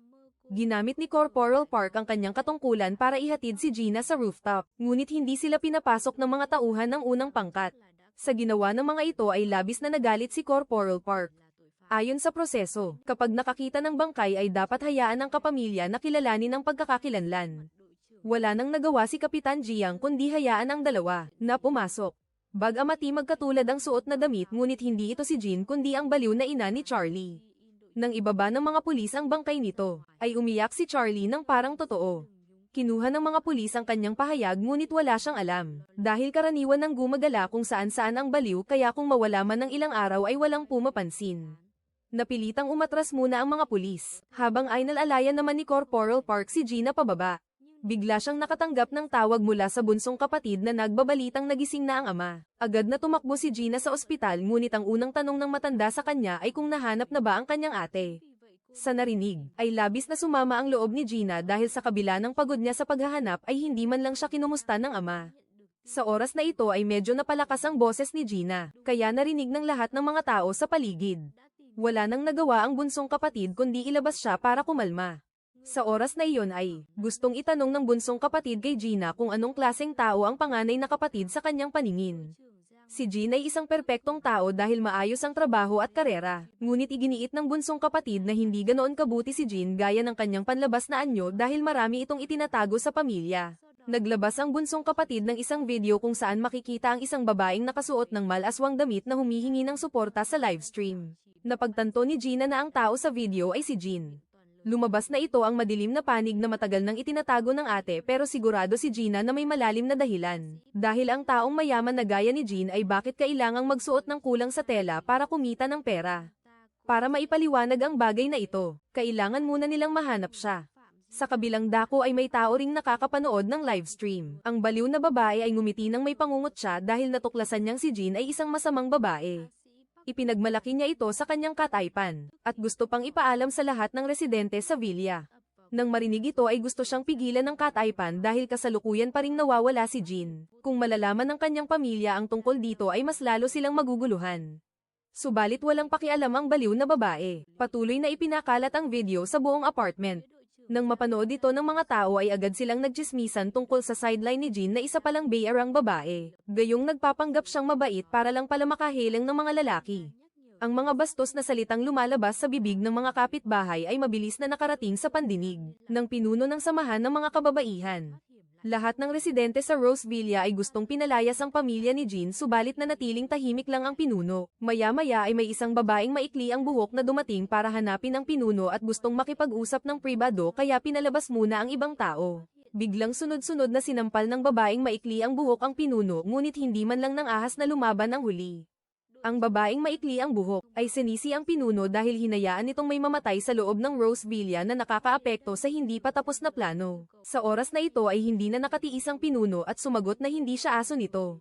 Sasampalin sana muli ng babaeng maikli ang buhok ang pinuno, ngunit hindi niya inaasahang lalaban ito. Sinabunutan siya ng pinuno at binalaan na kahit pa may backer ang babaeng maikli ang buhok, ay kailangan lang ng pinuno ng ilang segundo para ayusin ang taong iyon. Sinabuyan niya ng tubig sa mukha ang babaeng maikli ang buhok bago pinalayas, at tanging paglunok na lang ng galit ang nagawa nito. Sa oras na ito ay nagsasagawa na ang pulisya ng pagsusuri sa biktima. Natuklasan na sa loob ng kanyang bibig ay mayroong isang susi, pagkatapos ay iniulat ng mediko ang resulta ng pagsusuri kay Kapitan Jiang. Ang biktima ay nahulog sa tangke ng tubig kaya namatay, hindi dahil pinatay muna bago itinapon ang katawan doon. Sa huli ay ibinalik ng mediko ang susi kay Kapitan Jiang, at iyon ay kusang nilunok ng biktima at walang sino mang nagpasok sa bibig nito. Ang jacket na suot ng baliw na babae ay kay Jean nga dahil mayroong DNA niya, nagtataka si Kapitan Jiang. Kung ano ba talaga ang kinalaman ng mga bagay na ito sa isa't iisa, subalit ang tungkulin lang ng mediko ay magsuri. Habang ang pag-iimbestiga ay dapat gawin ng mga pulis, pagkatapos ay mabilis na umalis ang mediko at naiwan si Kapitan Jiang na nag-iisip ng malalim. Ibinigay niya ang susi sa pulis na nakasalamin at inutusan itong hanapin ng padlock para dito. Sa kabilang dako nang makaalis na ang lahat ng pulis, ay bumalik si Gina sa pinangyarihan. Nahanap niya ang pulse areas ng kanyang ate na nahulog sa tangke kung saan nandoon ang katawan ng baliw na babae. Biglang may isang taong lumitaw ngunit mabuti na lang at si Corporal Park lang iyon. Dinala ni Gina si Corporal Park sa ibang lugar para mag-usap. Saka ipinakita ang pulse areas na kapupulot lang. Iyon ay alaala ng ina na iniwan kay Jean. Mula sa bakas ay makikitang may sadyang pumutol sa pulse areas na iyon. Pagkatapos ay dinala ito rito. Naalala ni Gina ang baliw na babae noong nakaraan na nagtangkaring agawin ang kanyang kwintas, kaya marahil ang pulse areas na ito ay inagaw mula sa kanyang ate. Tiyak na alam ng baliw na babae kung nasaan si Jean, ngunit ngayong dedo na siya ay lubos na nawawalan ng pag-asa si Gina. Subalit sa oras na ito ay may bigla siyang nalaala, kaya ipinakita niya kay Corporal Park ang video ni Jean na sumasayaw. Hindi naniwala si Corporal Park na si Jean ito, kaya dinala si Gina sa matabang lalaki. Sa pagsusuri ng video ay kinumpirma rin ng matabang lalaki na hindi ito si Jean. May gumamit ng teknolohiyang deepfake para ilagay ang mukha ni Jean sa video. Napakahusay ng gumawa nito dahil kung hindi dahil sa pagkilala sa mga mata, ay hindi rin ito malalaman ng matabang lalaki. Nagtataka si Gina kung sino ang nagpakana nito at ano ang kanyang layunin. Pagkarinig nito ay natawa na lang ang matabang lalaki dahil paano niya malalaman, subalit iimbestigahan ito ni Corporal Park. Dahil ito ay krimen ng paglapastangan sa dangal ng ibang tao na maaaring makulong ng hanggang 7 taon. Tungkol sa bagay na ito ay may sapat na karanasan ang matabang lalaki. Nang magtakip-silim ay umuwi si Gina at nalamang nagbukas ng massage parlor ang pinuno ng samahan. Gustong pumunta ni Gina doon para mag-relax at sabay na magmanman sa sitwasyon ng villa. Noong una ay hindi pumayag ang pinuno ngunit nangako si Gina na magbabayad ng doble. Kaya agad na nagbago ang kanyang ugali. Pagkatapos ay dinala ng pinuno si Gina sa kwarto kung saan ang mga ginang ay nagchichismisan tungkol sa krimeng kapapatay lang. May nagbanggit kay Charlie dahil siya ang pinaka-nakinabang ng pumanaw ang baliw na babae habang buhay dahil ang matandang iyon ay maraming pera. Maging ang Rose Villa ay pag-aari rin niya. Sinabihan ng pinuno si Gina na maghubad at humiga ngunit nahihiya siya kaya balikat lang ang hinubad. Pagkatapos ay sinimulan ng pinuno ang pag-press para ma-relax ang mga ugat ni Gina. Matapos ang masahe ay bumalik si Gina sa kwarto pero nang matutulog na siya, ay nag-ambala siya ng pag-aaway ng magkapareha sa taas. Sa pasilyo ay biglang may lalaking nakaitim na lumitaw. Inisprayan ng usok ang camera sa tapat ng kwarto ni Gina saka pumasok sa loob ng bahay niya at nagsimulang maghalughog para maghanap ng kung ano, sa kamalasan ay bigla siyang nakagawa ng ingay na nagpagising kay Gina. Nang makita ito ay agad na gumamit ng matalim na bagay ang lalaking nakaitim para takutin at pigilan si Gina. Lumabas na ang laptop pala ang hinahanap niya. Pinilit ng lalaking nakaitim si Gina na ibigay ito pero itinapon niya ito sa bintana. Nagalit ang lalaking nakaitim at sinimulang saktan si Gina. Gusto pa niyang pigilan ang paghinga nito hanggang sa mamatay siya. Pagkatapos, mawalan ng malay ni Gina ay kinaladkad siya ng lalaking nakaitim sa banyo. Nang magising siya ay nalamang nakatali ng mahigpit ang kanyang mga kamay at paa. Habang malakas pa ang agos ng tubig sa bathtub, sinubukan ni Gina na magpumiglas at humingi ng saklolo ngunit wala na roon ang lalaking nakaitim. Bumaba ito sa unang palapag para kunin ang laptop pero nadismaya siya dahil ang hinahanap ng lalaking nakaitim ay ang laptop ni Jean. Sa kabilang dako, pinuntahan ni Corporal Park ang babaeng pulis na nadamot mula sa pangkat at ngayon ay nagtatrabaho na bilang traffic police. Pinaihip ng babaeng pulis ang bastos na lalaki sa breathalyzer pero gusto nitong gawan siya ng kahalayan kaya agad siyang tinutukan ng baril ng pulis. Pero hindi natakot ang bastos na lalaki kaya nang makita ni Corporal Park na inaapi ang kanyang kasamahan, agad siyang sumulpot para turuan ito ng leksyon. Nang makita ito ng mga tauhan niya ay sumugod sila pero isinubsob din ang kanilang mga ulo sa kotse dahil sa tindi ng galit ni Corporal Park. Pagkatapos ay matyaga niyang ginabayan ang bastos na lalaki sa pag-ihip sa breathalyzer kaya maaari nang bawiin ang lisensya nito at dalhin siya sa presinto. Dahil sa reklamong paglaban sa mga awtoridad nang biglang makatanggap si Corporal Park ng tawag mula kay Gina na humihingi ng tulong kaya nagmamadali siyang umalis sa lugar. Pinutol ni Gina ang pagkakatali sa kanya at tumakas sa silid kaya nang bumalik ang lalaking nakaitim ay wala na siya roon at binalak siyang hanapin ito. Ngunit mabuti na lamang at nauna siyang nahanap ni Corporal Park na binalutan siya ng jacket at dinala sa loob ng kanyang kotse dahil ayaw niyang pumunta sa ospital. Dahil sa takot na mag-alala ang ama at kapatid, dinala muna ni Corporal Park si Gina sa kanyang bahay at mula ngayon ay dito muna siya mananatili, upang protektahan ni Corporal Park ang kanyang kaligtasan. Pagkapasok sa bahay ay gusto agad maligo ni Gina kaya hindi alam ni Corporal Park ang gagawin. Kaya tumakas siya sa supermarket para bumili ng gamit. Dahil hindi alam ang kailangan ni Gina, kinuha niya ang lahat ng gamit pambabae nang makitang nag-uwi si Corporal Park ng maraming gamit. Lubos na naantig si Gina dahil mula pagkabata ay wala pang nag-alaga sa kanya ng ganoon, maging ang kanyang nobyo o pamilya. Gayunpaman, tingin ni Corporal Park ay nararapat lang ito sa mga babae. Maya-maya ay gustong pumunta ni Corporal Park sa bahay ni Gina para mag-imbestiga, kaya ibinigay niya ang password at naghintay sa bahay. Kinabukasan ay natulog si Gina hanggang umaga pero hindi pa rin bumabalik si Corporal Park. Lumalabas na hindi niya matiis na gisingin si Gina kaya nagtatrabaho siya sa labas ng hardin para mag-alaga ng halaman.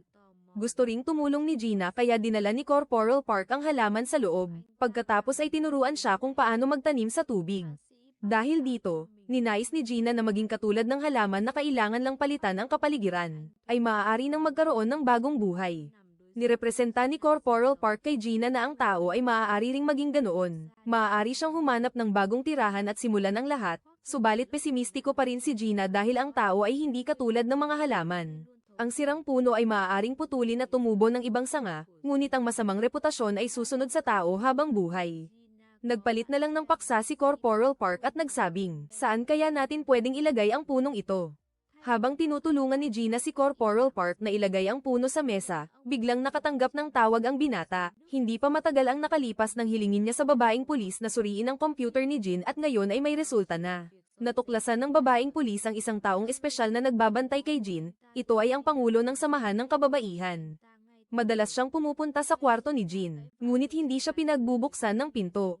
Tila hawak ni Jean ang ilang ulat na may kaugnayan sa lihim ng Pangulo, kaya binalaan niya si Jean na, kung pilit itong ipapadala, ang ulat ay hindi rin makakarating sa itaas, at higit pa roon, ang paggawa nito ay magdadala lamang ng kapahamakan sa sarili.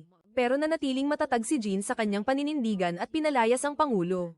Pabalik sa kasalukuyan, inihatid ni Corporal Park si Gina sa bahay, nang hindi inaasahang dumating doon ang kanyang nobyo.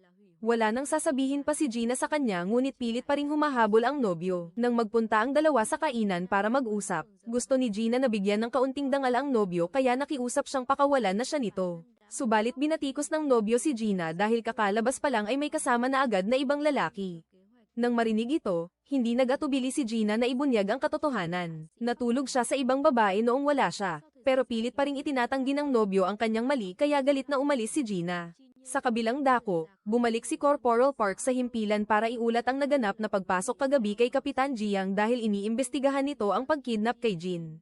Maaaring ang lalaking nakaitim na pumasok kagabi ay may kinalaman sa dumukot. Hindi nakikinig si Kapitan Jiang sa katotohanan. Agad niyang pinagalitan si Corporal Park. Sinabi ko na sa iyong huwag kang makikialam sa kaso ng unang pangkat, hindi mo ba talaga maintindihan?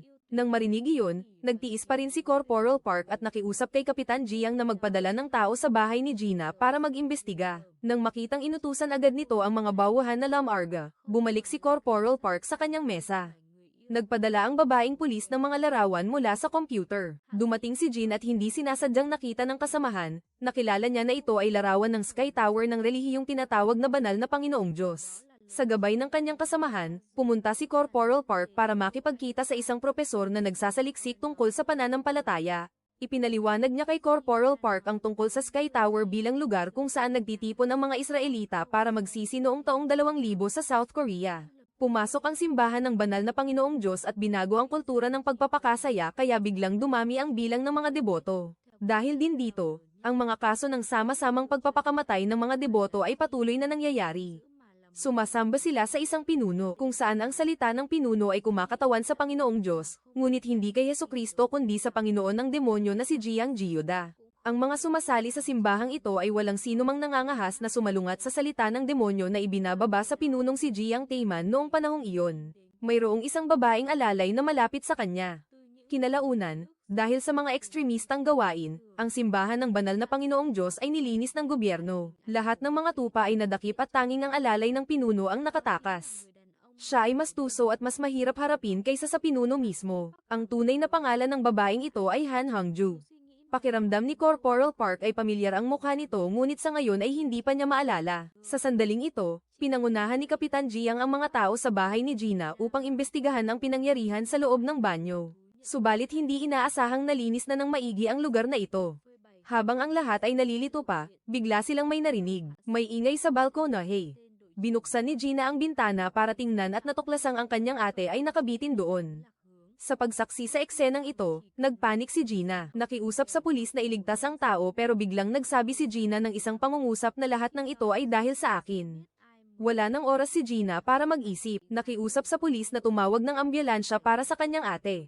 Maya-maya ay dinala si Jin ng ambulansya habang ang mga residente ay nakapaligid at nanunood sa kaguluhan. Pinangunahan ni Kapitan Jiang ang kanyang mga bawahan pauwi para iwasan ang panayam ng mga mamamahayag. Subalit habang nasa daan ay narinig nila ang balita na natigok na si Jin bago pa man makarating sa ospital.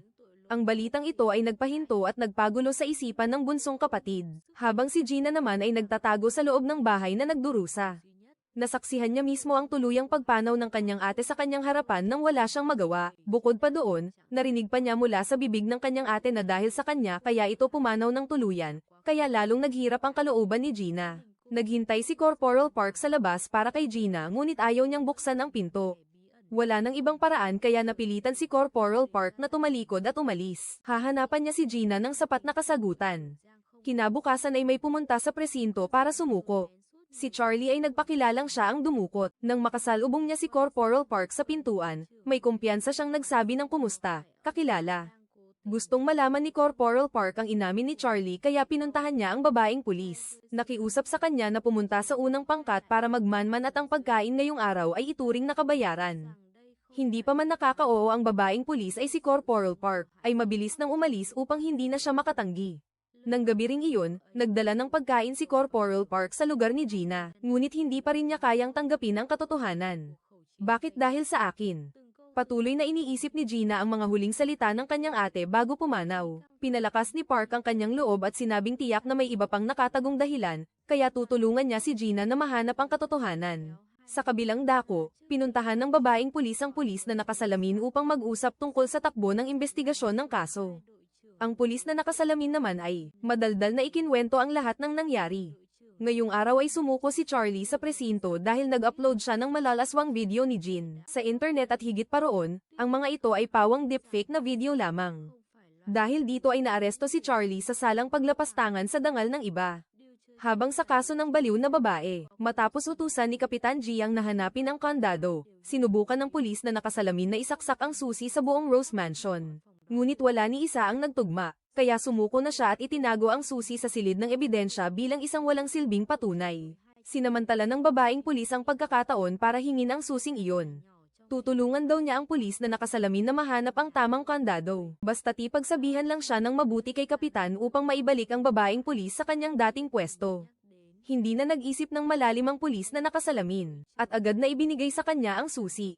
Sa sandaling ito, pumunta si Gina sa ospital para makita ang ama pero sa pagtingin sa kanyang ekspresyon, alam ng matandang ama na may nangyari kay Jean at hindi na rin ito itinago ni Gina sa kanyang ama kaya isinalaysay niya ang lahat. Nang malaman na naunang pumanaw ang kanyang anak, labis na nagdusa ang matandang lalaki. Kinabukasan ay nakuha ng pulisya ang resulta mula sa forensics. Si Jean ay talagang pinatay at ginawa lamang itong magmukhang pagpapakamatay. May taong kumontrol kay Jean bago siya ibinitin. Maliban doon ay may sugat din sa likod ng kanyang ulo, subalit hindi ito ang tunay na sanhi ng kanyang pagpanaw. Hinala ng pulis na nakasalamin, upang mabitay ang isang nasa hustong gulang na babae, tiyak na may kasama ang salarin. Si Kapitan Jiang, nang marinig ito ay napagtanto na hindi simple ang kasong ito. Mayroon ding bagong impormasyon ng pulis na ipinadala para mag-imbestiga kay Gina. Nalaman niya mula sa katrabaho ni Gina na ang bra na ibinigay niya kay Jean ay hindi custom-made gaya ng kanyang sinabi, kundi iyon ay ibinibigay lamang para sa mga VIP na panauhin ng hotel. Ibig sabihin ay sinasadya niyang sulsulan ng kasamaan, at higit pa roon, hindi ito ang unang pagkakataon na nakasaksi si Gina ng pagkawala. 3 taon na ang nakalipas, ang dati niyang nobyo ay nawala rin, at natagpo ang patay na sa ilalim ng lawa.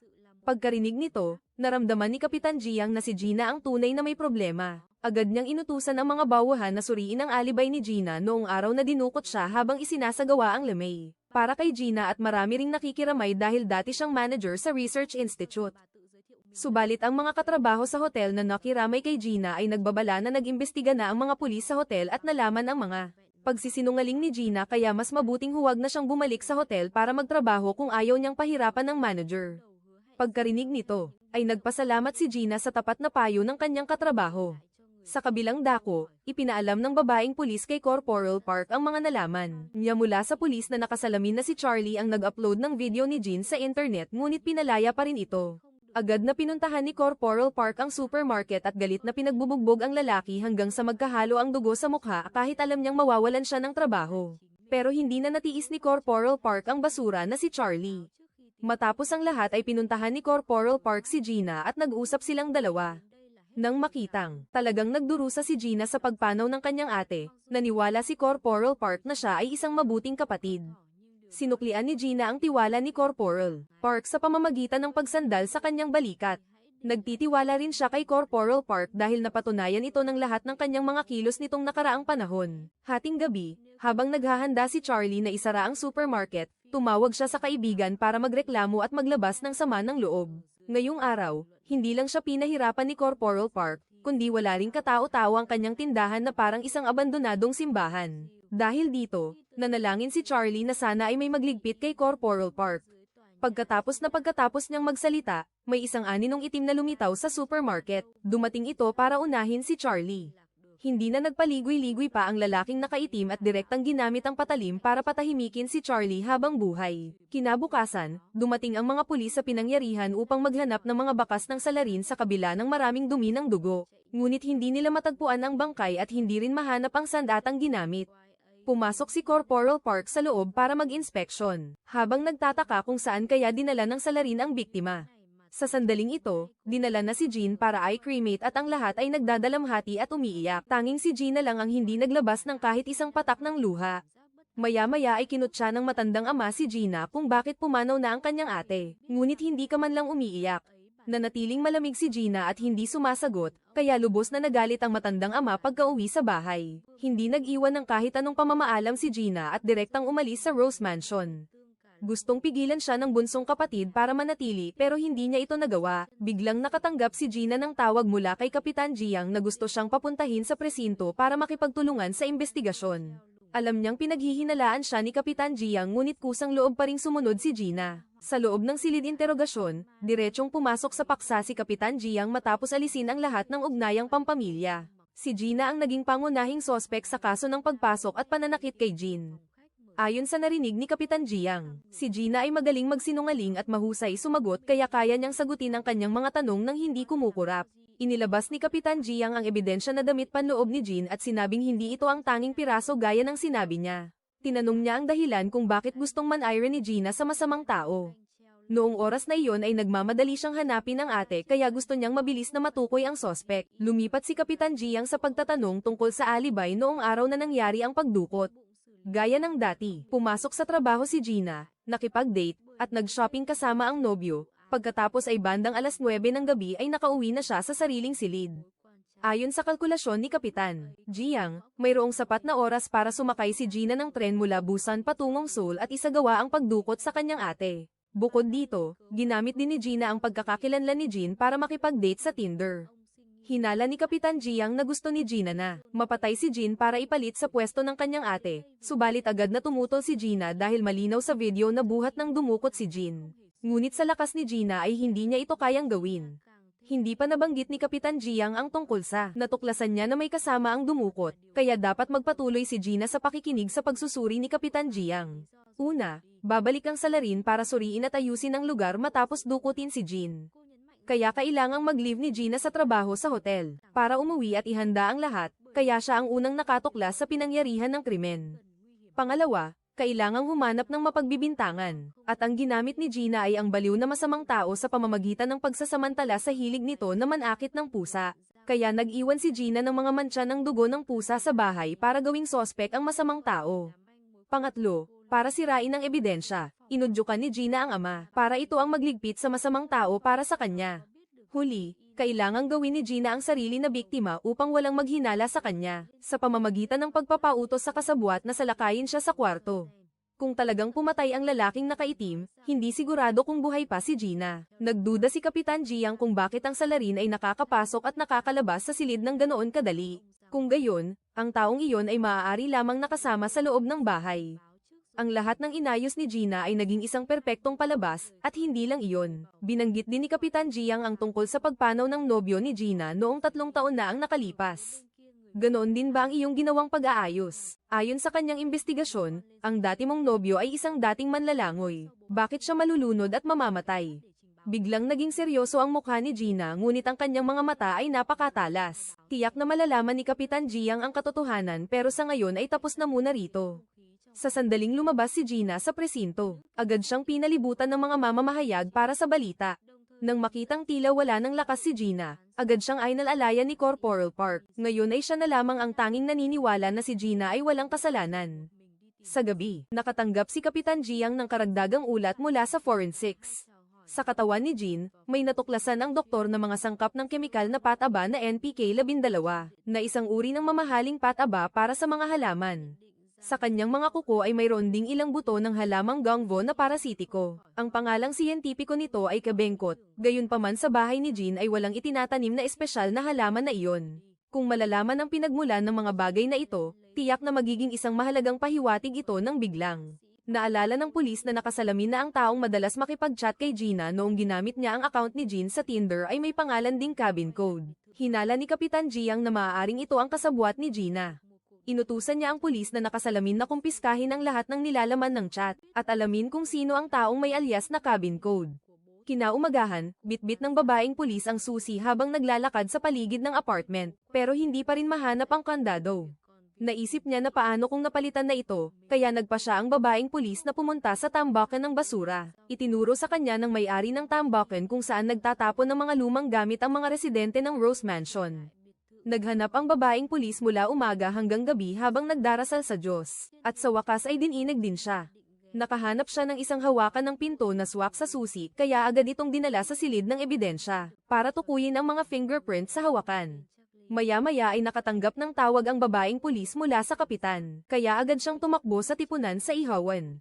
Lumalabas na ang kapitan ng ikalawang pangkat ay kusa ring nag-iimbestiga sa kaso at nakahanap ng pahiwatig. Katulad ng unang pangkat, maaaring ang krimen ay may kaugnayan sa mga halaman na nagkataong si Corporal Park ay isang dalubhasa sa mga ito.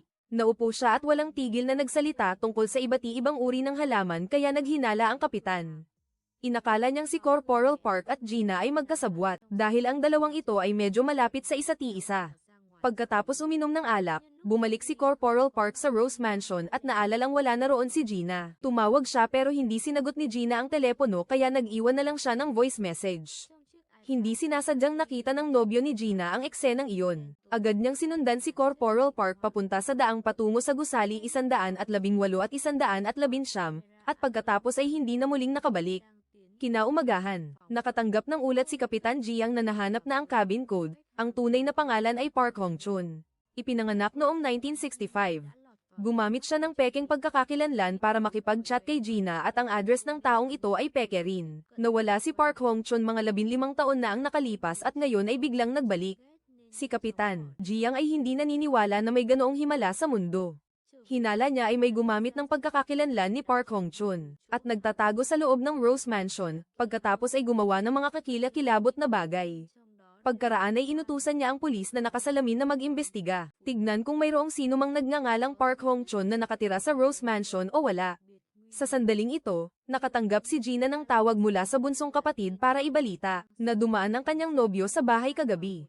Pinuntahan ni Gina ang batika para paalalahanan itong huwag na siyang guluhin, ngunit hindi pumasok ang nobyo ngayong araw. Dahil wala nang magawa, nagpadala na lamang ng mensahe si Gina sa kanya nang hindi inaakalang hawak ni Corporal Park ang telepono ng kanyang nobyo. Agad niyang pinatay ang tawag nang hindi man lang binabasa ang mensahe kahit minsan. Ito ay isang silid na puno ng malalagang halaman. Subalit sa loob ay may naririnig na mga pagsamo para sa buhay. Si Corporal Park ay isang baliw na nagmamahal. Inaakala niya na ang mga bagay na kailangang tiisin ni Gina ay dahil sa mga pamantayang itinakda ng kanyang ate.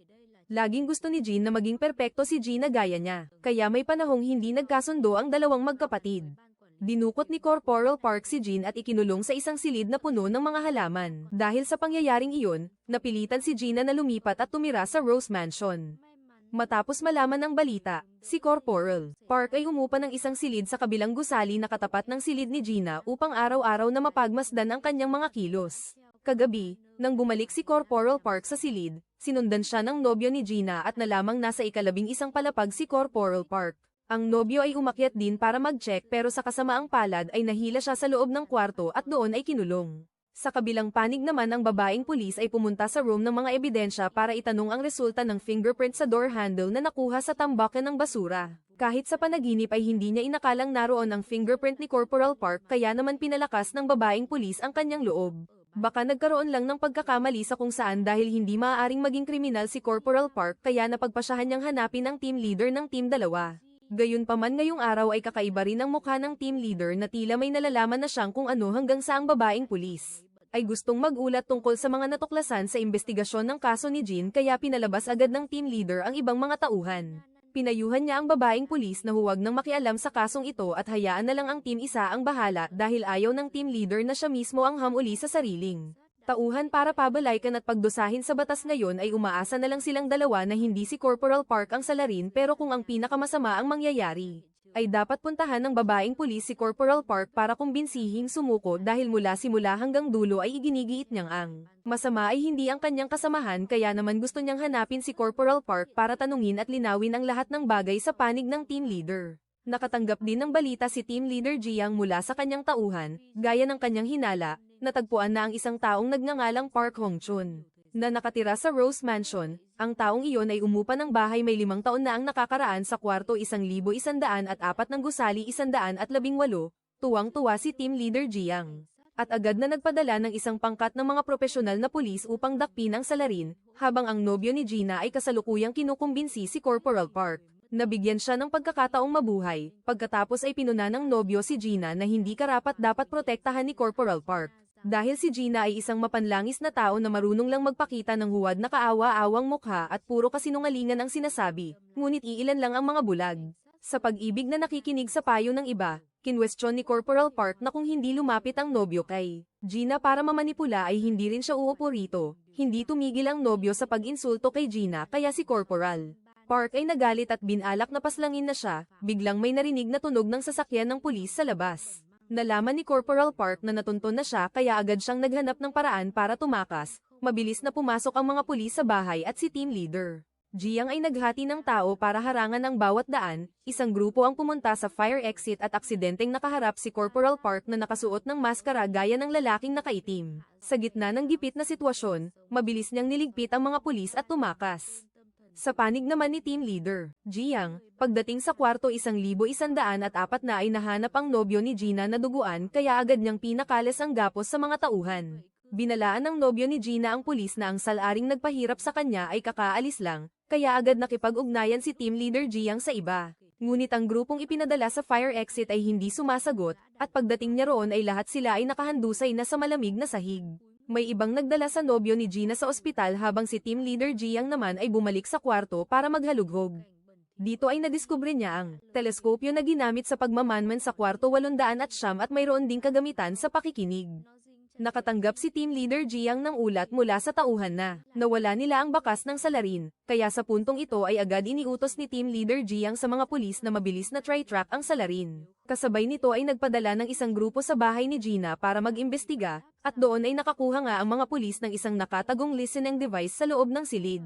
Maya-maya ay bumalik ang mga pulis sa presinto para kunin ang testimonya ng nobyo ni Gina. Sa loob ng interrogation room ay iginiit niyang ang salarin ay ang pulis na kasama ni Gina, at matapos kumpirmahin sa pamamagitan ng litrato ni Corporal Park ay labis na nagulat si Team Leader Jiang. Biglang tumakbo ang isang tauhan sa loob para ibalitang humihingi ng tulong ang babaeng pulis sa lokasyon ng bahay ni Corporal Park. Matapos makumpirma ang balita, iniutos ni Team Leader Jiang sa mga pulis na agad na pumunta para mag-reinforce. Sa kabilang dako, itinututok ng babaeng pulis ang baril kay Corporal Park at pinapayuhan siyang sumuko na dahil umabot na sa ganito ang lahat. Nakiusap si Corporal Park sa babaeng pulis ng kaunting oras para puntahan ang isang mahalagang tao sa huling pagkakataon. Nang marinig ito, nakaramdam ang babaeng pulis ng matinding sakit. Alam na rin ng team leader ang tungkol kay Corporal Park, kaya nais siyang bigyan ng pagkakataong itama ang mali. Ngunit ang tanging iniintindi ni Corporal Park ay ang isang babae. At nakalimutan niyang may mga kasamahan siyang laging nasa tabi niya. Ibinaba ng babaeng pulis ang baril at hinayaang makaalis si Corporal Park gaya ng hiling nito. Humingi siya ng paumanhin sa team leader bago tumakas sa kanyang bahay. Nang makita ng mga pulis si Corporal Park ay agad nila itong pinalibutan para hulihin, ngunit sinalakay niya sila at tumakas. Mabilis na humabol ang mga pulis pero pagkatapos ng kaguluhan, ay hindi pa rin nahuli si Corporal Park hanggang sa pagtakbo niya sa kalsada ay aksidenteng nabundol siya ng kotse ni Team Leader Jiang. Si Corporal Park ay napalibutan na, biglang hinawakan ng pulis na may salamin bilang hostage. Walang awang binaril ang mga kasamahan bago itinulak ang pulis na may salamin pabalik sa kanila. Pagkatapos nito ay tumakas si Corporal Park sa kagubatan habang galit na iniutos ni Team Leader Jiang sa mga tao na habulin siya matapos makatakas sa mga pulis. Pumunta agad si Corporal Park sa mataba para magpatulong na ihanda ang isang cellphone na hindi natutunton ang lokasyon.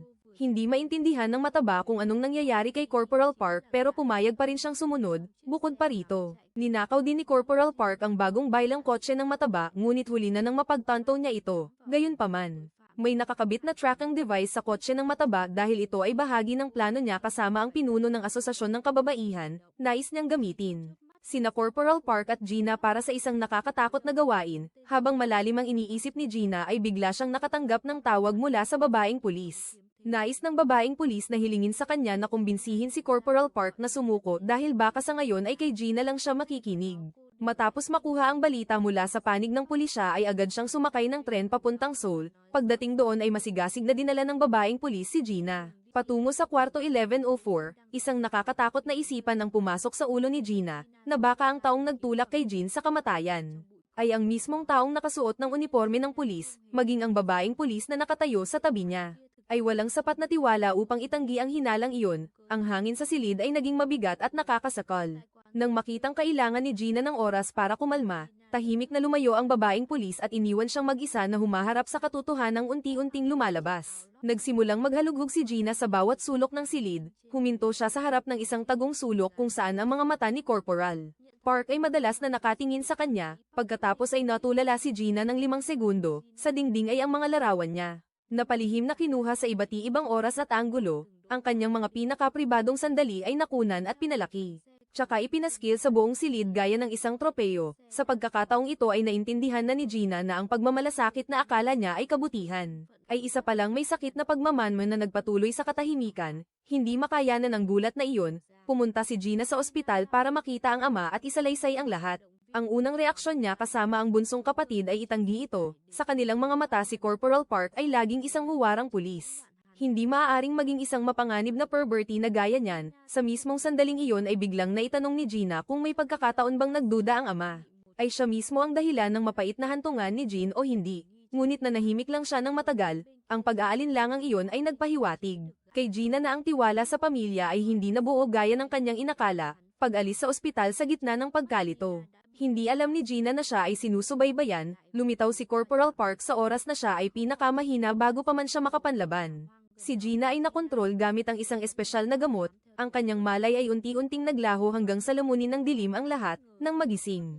Nanra ni Gina na siya ay nasa isang lumang bahay na hiwalay sa labas ng mundo, nalaman niyang iyon pala ang bahay sa probinsya ni Corporal Park. Natataranta siyang napaatras nang makita siyang lumitaw, habang siya naman ay nagpakitang tanang-tanang na tila ba ito ay isang karaniwang usapan lang.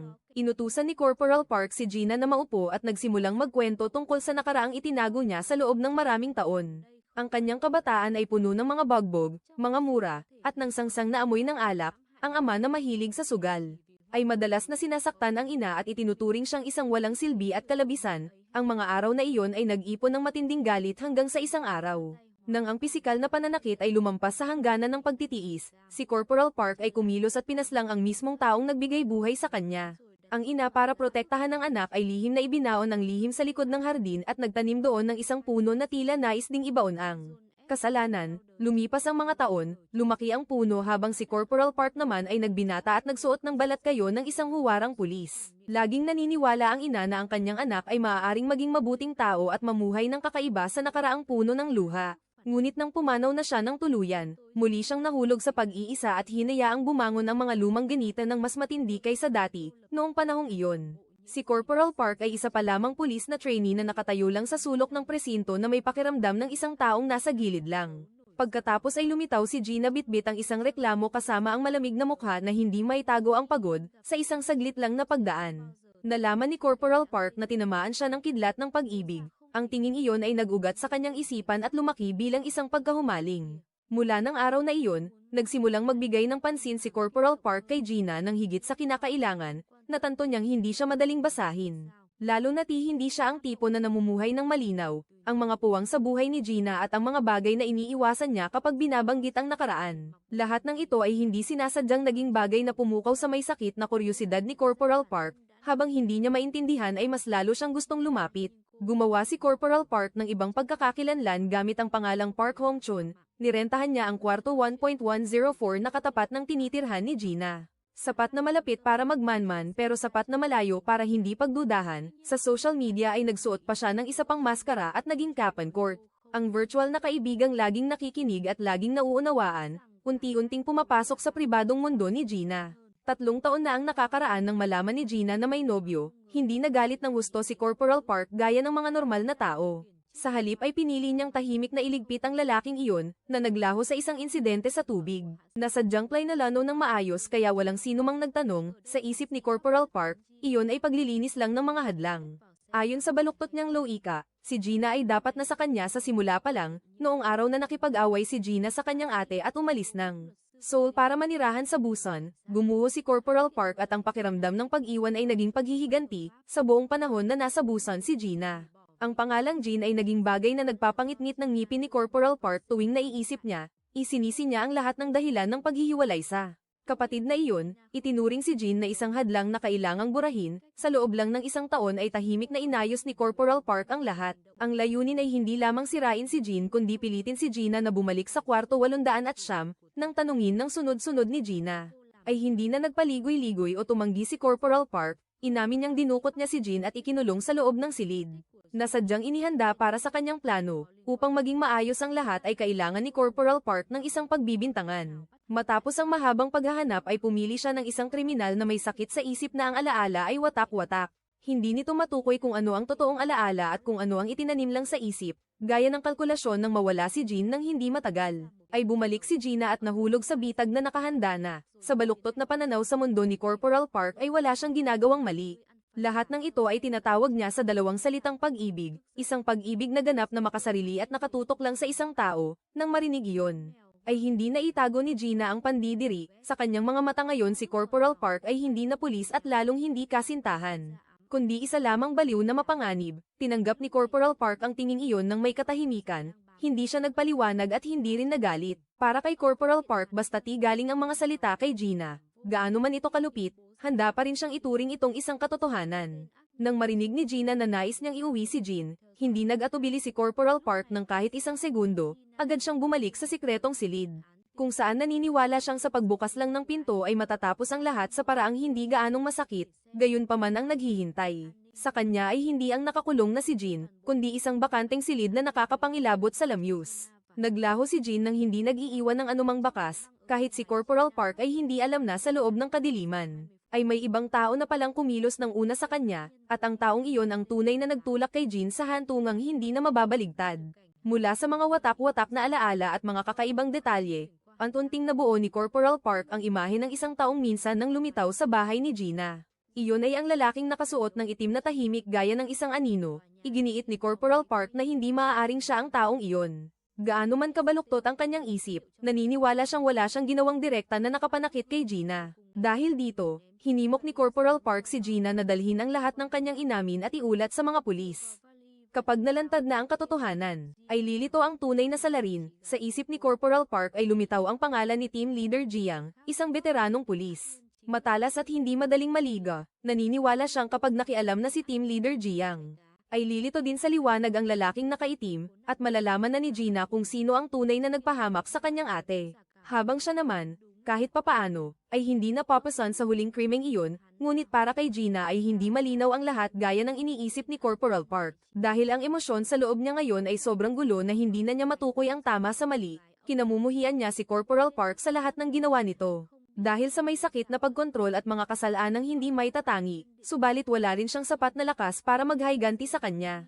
At lalong hindi niya siya maituturing na tanging kaaway, ang mga pag-amin ni Corporal Park ay hindi nagbigay ng mga kasagutan, kundi nagtulak lang kay Gina sa kalituhan dahil sa oras na ito, ang pinakakinakatakutan niya ay hindi lang ang nakaraan kundi ang kasalukuyan. Hindi pa rin tunay na ligtas ang kanyang pamilya, sa kung saan sa kadiliman ay may isa pang misteryosong tao na tahimik na nagmamasid at naghihintay ng tamang oras para muling kumilos. Ang pagkawala ni Corporal Park ng walang balita ay nagdulot kay Team Leader Jiang na mawalan ng pagtitimpi. Ang galit na naipon sa loob ng maraming oras ay sumabog na rin sa wakas, direkta siyang lumingon at kinwestiyon ang team leader ng Team 2. Tinanong kung sadya ba niyang itinatago ang kinaroroonan ng kanyang tauhan o hindi, salungat sa pag-aalburutong iyon. Ang team leader ng Team 2 ay nagpakita ng kawalang bahala, malamig siyang sumagot na hindi ito ang kasong hawak niya. Kaya ang buhay ni Corporal Park ay walang kinalaman sa kanya, ang mga salitang iyon ay parang nagbuhos ng langis sa apoy. Ang dalawang lalaking matagal nang magkasama sa trabaho ay agad sumabak sa isang matinding sagutan, bawat salita at letra ay tila mga patalim na nakatutok sa isa't isa. Ang tensyon ay umabot sa puntong isang hakbang na lang ay magiging santukan na. Mabuti na lamang at mabilis na namagitan ang mga tauhan para paglayuin ang dalawa bago pa mawala sa kontrol ang lahat. Matapos hamupa ang galit, ang dalawang team leader ay naupong magkaharap sa gitna ng mabigat na katahimikan. Sa pagkakataong ito ay dahan-daang inamin ng team leader ng Team 2 na alam niyang si Corporal Park ang dumukot kay Jean, gayunpaman naniniwala pa rin siya na si Corporal Park ay hindi ang tipo ng taong sapat ang kalupitan para pumatay ng iba. Ang nakakatawa ay si team leader Jiang ay mayroon ding katulad na isipan, subalit pareho nilang batid ang isang bagay, na kung hindi mahahanap si Corporal Park ay mananatiling hula lamang ang lahat ng ito. Ang katotohanan ay malalantad lamang kapag mismong si Corporal Park ay lumitaw, sa gitna ng pagkabigo, ay biglang naalala ng team leader ng Team 2 ang isang detalyeng nakalimutan. Maliban sa maliit na bahay sa lungsod ay mayroon pang lumang bahay sa probinsya si Corporal Park. Iyon ang lugar na may kaugnayan sa nakaraan na hindi niya kailanman binanggit. Ang impormasyong iyon ay nagbigay agad ng ideya kay Team Leader Jiang. Isang pangkat ng pulis ang mabilis na ipinadala sa gabi, diretso sa malayong probinsyang iyon. Subalit nang dumating sila roon ay huli na ang lahat, pinili ni Corporal Park na tapusin ang lahat matapos ihatid si Gina pabalik sa lungsod. Tahimik niyang winakasan ang sariling buhay, pumanaw siyang dala ang lahat ng kasalanan at sikreto sa kailalimang hindi na mababawi, marahil. Iyon na ang huling kabayaran na dapat harapin ni Corporal Park, isang mapait na wakas para sa serye ng mga pagkakamaling nagawa niya.